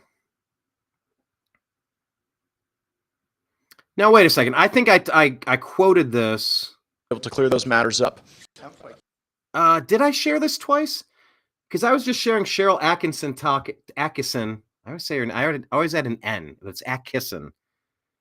She was saying something else about the pressure at CNN, but this is, if I played this twice on today's show, I'm sorry, but it's so important. Let's just listen to it. It sucks being set up by the government and surveilled by the government. And sometimes it takes far too long to be able to clear those matters up. This is so important. And they tried to frame Gates. They tried to frame Madison Cawthorn. They tried to, I mean, like, they either bribe you, they blackmail you, or, oh, your helicopter mysteriously went down. I'm telling, like, the people doing this. Let's just listen. May I say one little reported facet of my case is one. And I've always known that this is such an easy thing to frame people for. Like, it's so much easier than how they got Assange. Like, oh, you had a hookup with some girl, and she says what she says, and it's a he said, she said, and, you know, you can drag that thing out for a while. But with this, there's no other side that has to be in on it, that has to be believable. You just, oh, yeah, we found some stuff. Like, you think of other things that are like theoretical. You can't, like, they're not tangible. Like, I can have a pen in my hand and click a pen, but I can't see an electromagnetic pulse.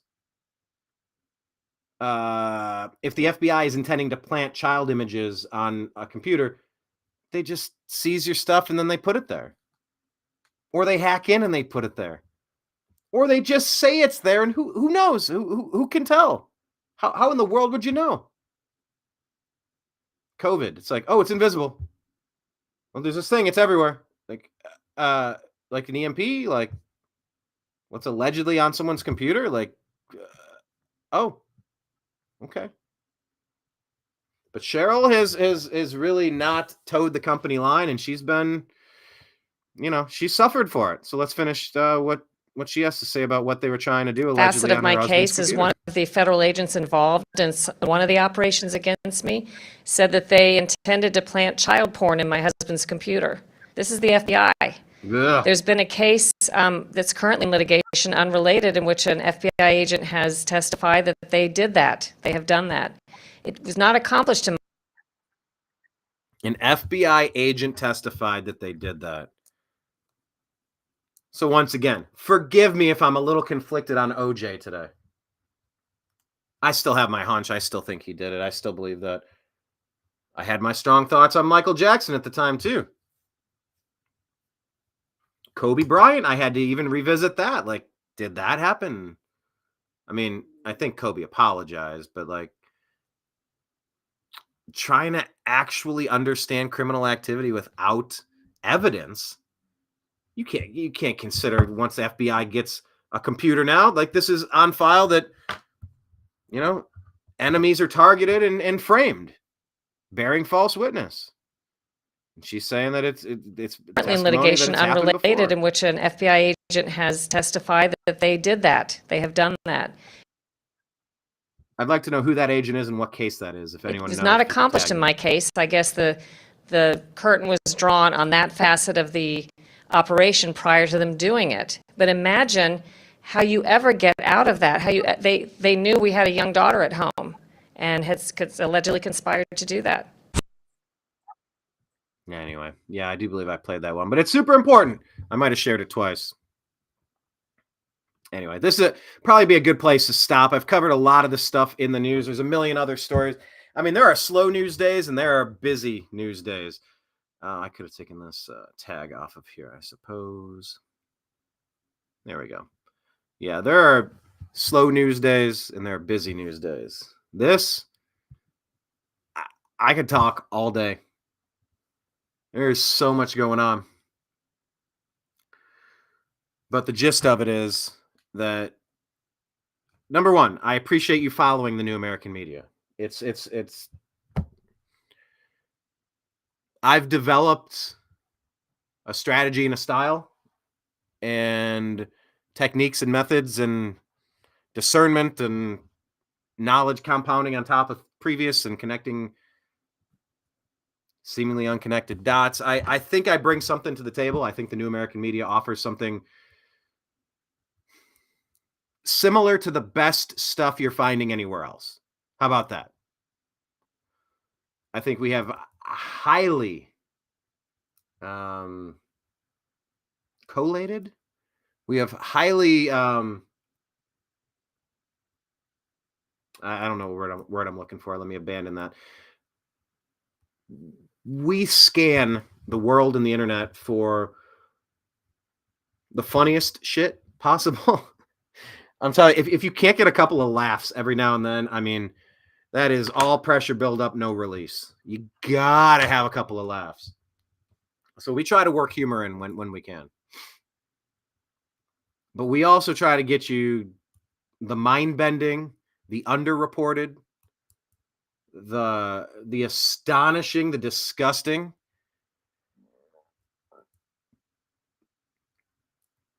And we're trying to compete against a well-funded, well-connected, demonic force that cares nothing but power and control. The ends always justify the means. There are no rules in the rule book for the bad guys. None. No rules. None.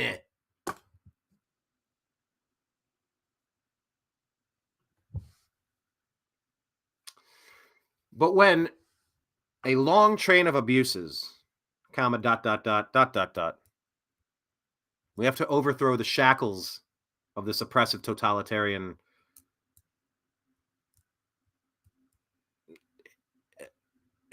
just nightmare. There's no reason that any of this stuff should be happening. If there were an adult in the room, none of this would be happening. Remember the book Lord of the Flies? There was not a single adult on that island, and look what happened. And that's what this feels like. It's like there's not a single adult in the room. And just in the name of politics, it's fine to slander. It's fine to frame and set people up. It's fine to threaten or harm or blackmail or bribe people. Anything. The ends always justify the means. But it's not true.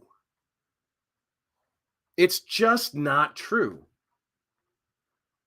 There's not an equation where it's okay for 400,000 innocent Ukrainians to be fed into a meat grinder. That's not okay. Yeah, but. No yeah buts. No yeah buts. This shouldn't have happened. This didn't need to happen. And the people who have had a raging hard-on to attack Russia for 20, 30, 40 years, go through the Cold War. Tell me, how many times has Russia attacked the United States? Are we missing something? Is this an imminent threat? Is this an imminent reason to... You go peace through strength. And really, it's strength through peace. U.S. foreign policy used to be summed up as speak softly but carry a big stick, something along those lines. But now we've turned it into speak any shit you want, carry a stick, pay somebody to use a stick, frame somebody for having a stick, try to make their stick illegal. It's bonkers, people. And in this madness of 2024, the new American media is trying to do what the old American media has failed to do. The old American media, they're lying to you. They're manipulating you. They're causing massive brain damage. Now, to be fair, I'm not a standard average consumer of media. I'm more, you have winos and you have sommeliers. But I'm just saying, like, it's been so long since I've consumed media thinking it was media, thinking it was like fact. There's that famous phrase, if you don't watch the news, you're uninformed. If you do watch the news, you're misinformed. My God, is that's just perfectly stated. But here at the New American Media, we're telling you what's happening, and we're telling you what people are saying, and we're calling out the liars. We're breaking down the narratives. We're trying to unravel this stuff because it's like a fake Bubba Wallace noose tightening around our throats. I haven't been able to watch the news unironically in a very long time. So I don't suffer from the brain damage caused to people who just turn on CNN and it plays in their household all day long. You can add Fox to that list. I never used to, because at least they were like a conservative or a libertarian or a Republican counterpoint. But what I've seen in the past few years from Fox, I'm done with Fox as well. So like I could lump them all together for all I care. But here at the New American Media, we're not really funded by anybody who's pushing specific agendas onto you.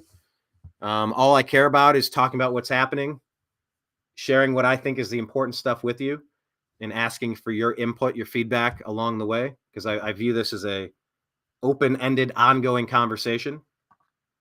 I don't think anybody could be an expert on everything at the same time. So in the absence of that, we ask that you participate in the New American Media with us.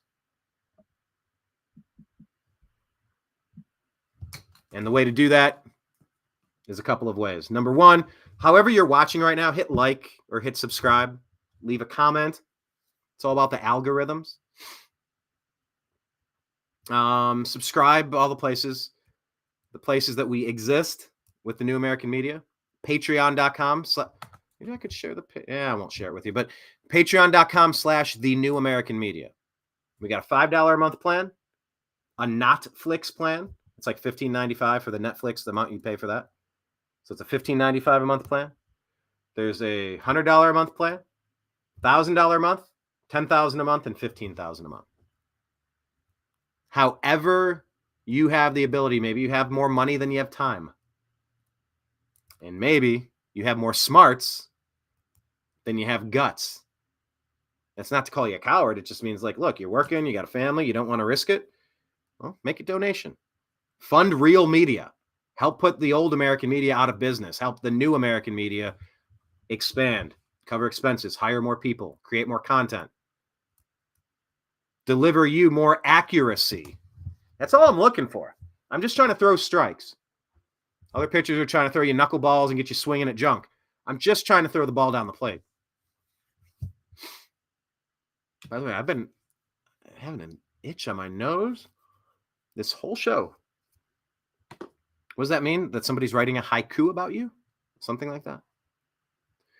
But if you like the New American Media and what we do, that's the way you can help us. Go to patreon.com/the New American Media and set up to donate $100 a month, $5 a month. Sign up for the free account like Unholy Hoax did. Like whatever works. But just stay connected with us, please. There's power in numbers, and we are trying to grow. The other places we are, Instagram, the New American Media. Find the New American Media real quick. Pull up Instagram right now. Go to Instagram and type the New American Media, separate words, and then follow us, like us, watch a few things, heart a few things, comment a couple times. Then we might show up in your feed. Oh, but on Instagram, you got to go up and click because they've automatically limited people's political content. Now you have to unclick that so that you can receive it. So do that. It's very important, especially when the lying legacy media are just feeding BS to you. We're going to try to counteract that. Facebook, we have a page. Search The New American Media and like the page. They deleted it once. We got it back, so we'll see. We got to rebuild it from scratch. It was a very well-established page that they deleted with no cause, no explanation, no opportunity offered to remedy any alleged issue. Bastards. Also, our private group for the Agree to Disagree show. This show. You got to type it in exactly. Type in quotation marks. Capital TNAM, apostrophe, lowercase s, space, the Agree to Disagree show, quotation marks. It's a private group, and they'll say, how did you find our private group? And say, Brian sent me. Tell him that Sandman sent ya. Or you could just say, tell him the Sandman sent you. On X, we are at American_media_. TNAM, which is the New American Media, is on Telegram. TNAM on Telegram. So go to TNAM and TNAM Chat. TNAM Chat is kind of like the backup to the Agree to Disagree show group. And TNAM is like our Facebook page for the New American Media. Rumble, please hit subscribe to Rumble. The New American Media. YouTube, youtube.com/The New American Media. Like I said, 1,400 videos. It's so many interviews. If you're not familiar with where we've been for the past decade and a half, almost, you should check it out. This has all been just slowly building Lego blocks of a foundation to maybe launch in 2024. Maybe this is the year. I consider what I'm doing. I've already launched. I have a platform with the world. I get to have fun unpacking the news with you. I love that. But wouldn't it be great if the sponsor dollars were rolling in and the advertising, sponsors, advertisers, and crowdsourced revenue is coming in? Because it has not been at the level where I want it just yet, but it has been growing and it has been consistent. And we're delivering quality products, so I'm really happy about that. But yeah, YouTube, we have so many great interviews on there. Look at our archive of stuff. Also, Odyssey, Odyssee. I would encourage everybody to sign up for an Odyssey account. I'm not affiliated with them. I don't know everything about their company, but in theory, here's what it does. You take your YouTube channel that has probably had content deleted. It backs up all of your videos onto their platform. So even though YouTube just removed a video, and they've removed about 5 in the past couple of weeks, you can tell it's the election season. Those videos that they took down recently, they're still on Odyssey. So check us out on Odyssey, the New American Media. Also, our podcast. We never really had a podcast up, but we are on Spotify now. We need subscribers. So if you're on Spotify, if you could take 5 seconds, open up the tab, click the icon, go to Spotify, type in the Agree to Disagree show, and just hit subscribe. Maybe listen to an episode or two that you haven't heard. We'd greatly appreciate that. And then Truth Social, thenewamericanmedia.com. So I want to thank all of you for joining us today. Blake is out on a mission today. He'll tell you about that, I believe, tomorrow. I think we're trying to reschedule today's show for tomorrow. But, I like this rhythm of Tuesday, Thursday, 3 p.m. Eastern, and delivering you the news. And I didn't want to screw that up today. Very different format. Very different style today. Let me know how it compares to the previous shows that you've seen. If you're a regular viewer, a concurrent, if you are familiar with the shows that we've done over the past maybe 12 or 13 months, I think we kind of relaunched February, March of last year. And we've pretty much been doing 2 shows a week ever since, roughly. What did you notice was different about today's episode? Please type it in the comments.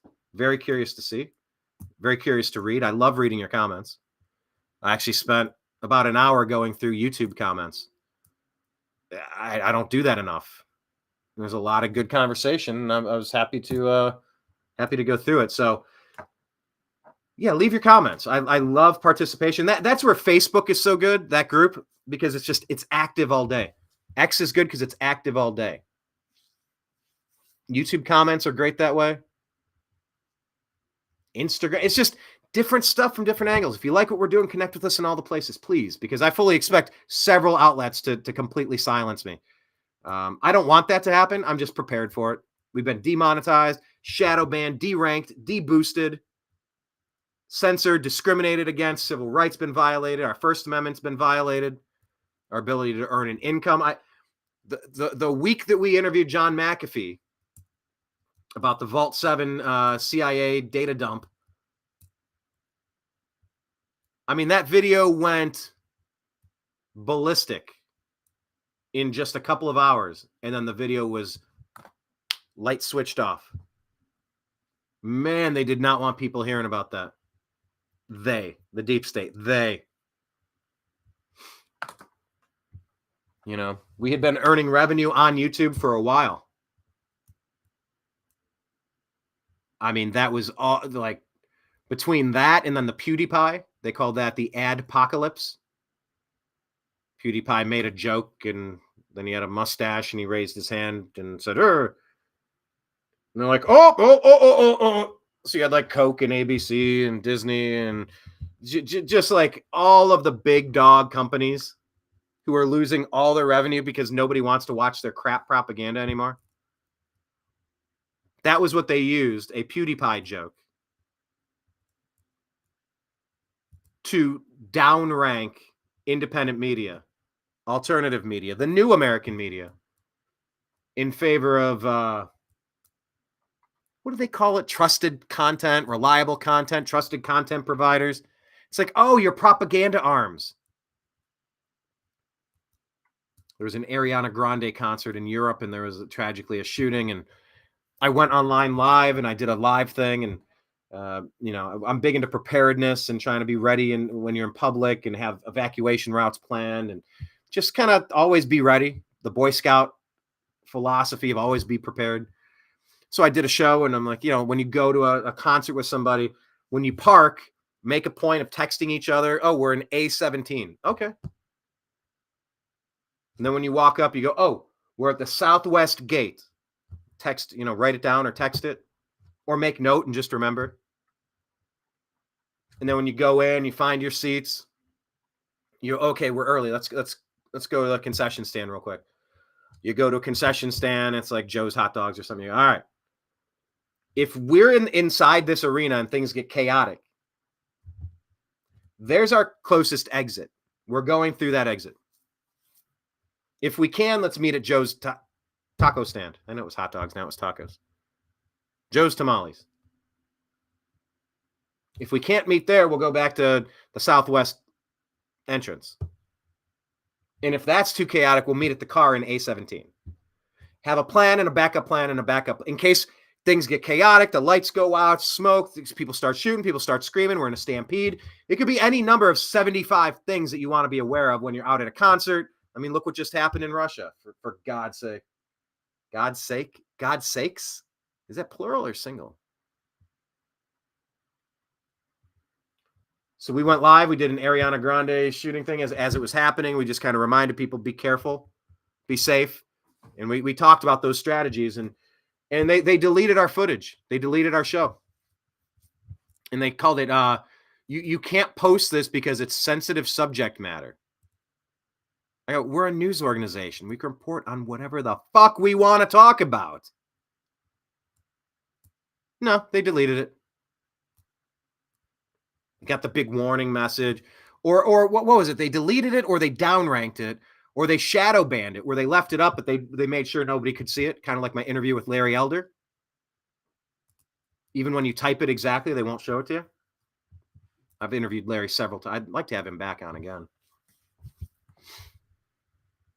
Maybe on that one, they demonetized us. Sorry, you're unable to monetize this because it's sensitive subject matter. I'm like, we're a news organization. We cover what's happening. They refuse to monetize it. The deep state has taken my legs out, has taken my funding away. It's been a 13-year journey of bullshit trying to fight these assholes. That Ariana Grande, I'll never forget how that all played out. And I'm looking on the side. It's like the New American Media and the Agree to Disagree show used to be suggested material because like they used to organically, if you find these topics and you like these people, you might like this content and these people. They stopped doing that. It was cutting into their bottom line. NBC, Universal, CBS, Fox. Yeah, they didn't like PewDiePie and Brian Engelman and the New American Media taking a single dollar from their advertising dollars. So what happened? My video demonetized. All of the suggested subject matter because I typed in Ariana Grande for the title.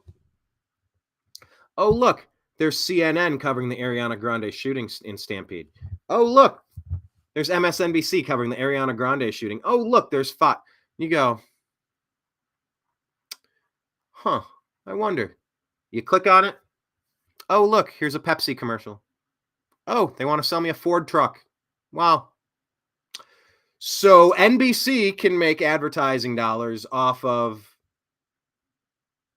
sensitive subject matter. But I cannot cover the fucking news. Okay. All right, I guess that's what we're doing now. So this journey has been interesting, arduous, frustrating, galvanizing, inspiring. A lot of you and your comments have inspired the hell out of me. Some of the things you've said and the things that it means a lot. I appreciate your feedback, especially when it's genuine and, you know, not just a sock puppet account. I swear my nose keeps itching. Someone is writing a haiku about me. But it's been weird. I've wanted to work in media for a long time, and I just figured I'll just start one, because then I work for me and I can, like, I'm my own boss. I don't know, me and bosses, maybe not the best match, especially when they don't know what they're talking about, and especially when they're not being honest, and especially when they're not competent, and especially what, you know, like those situations. So I have rejected, I have held off on trying to apply. You know, I do that sports show, the Unhappy Hour sports show. Follow that in all the places too. The Unhappy Hour. I mean, how cool would it be to like work at ESPN or something, or Fox Sports? It's like you see the people that get fired, Kurt Schilling, and you see what LeBron's doing and everything, an acolyte of Obama, and everything's racist, this, and Nike, Kaepernick, that, pushing fake data, fake statistics, fake stories, fake summarizations of racial politics. And like, why is this sports? Why are you in my sports screen doing this? I'm like, oh, I got great takes on all these. There's no way ABC, ESPN, Disney would allow someone like me to work there. And you're like, I don't know, maybe I'll work for independent media. What? Well, non-Democrat media is like Fox. And you're like, oh God, Fox has lost the plot. They haven't been relevant, reliable, believable, or principled in a long time, if ever. You're like, I don't know. What are these other outlets? And it's like, I don't know. I just want to build my own thing. I just want to do my thing. I want to do a show where I get to unpack what's happening, and I want to have a chance to hear what you're thinking and vent to you what I'm feeling. I used to write a column in college. I was the assistant opinion editor for our opinion page.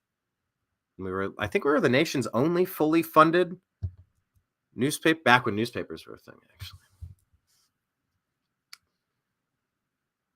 But I want to chime in and weigh in on the stories of the day. I want to identify and call out liars. I want to present factual information. I want to throw strikes over the plate. Strike! I want to throw strikes. I'm watching all these other guys chucking it into the dirt, turfing it, hitting batters on the elbow, hitting their shoe, hitting their helmet, hitting the shoulder, throw it to the backstop, way outside. Whoa, almost hit him way inside.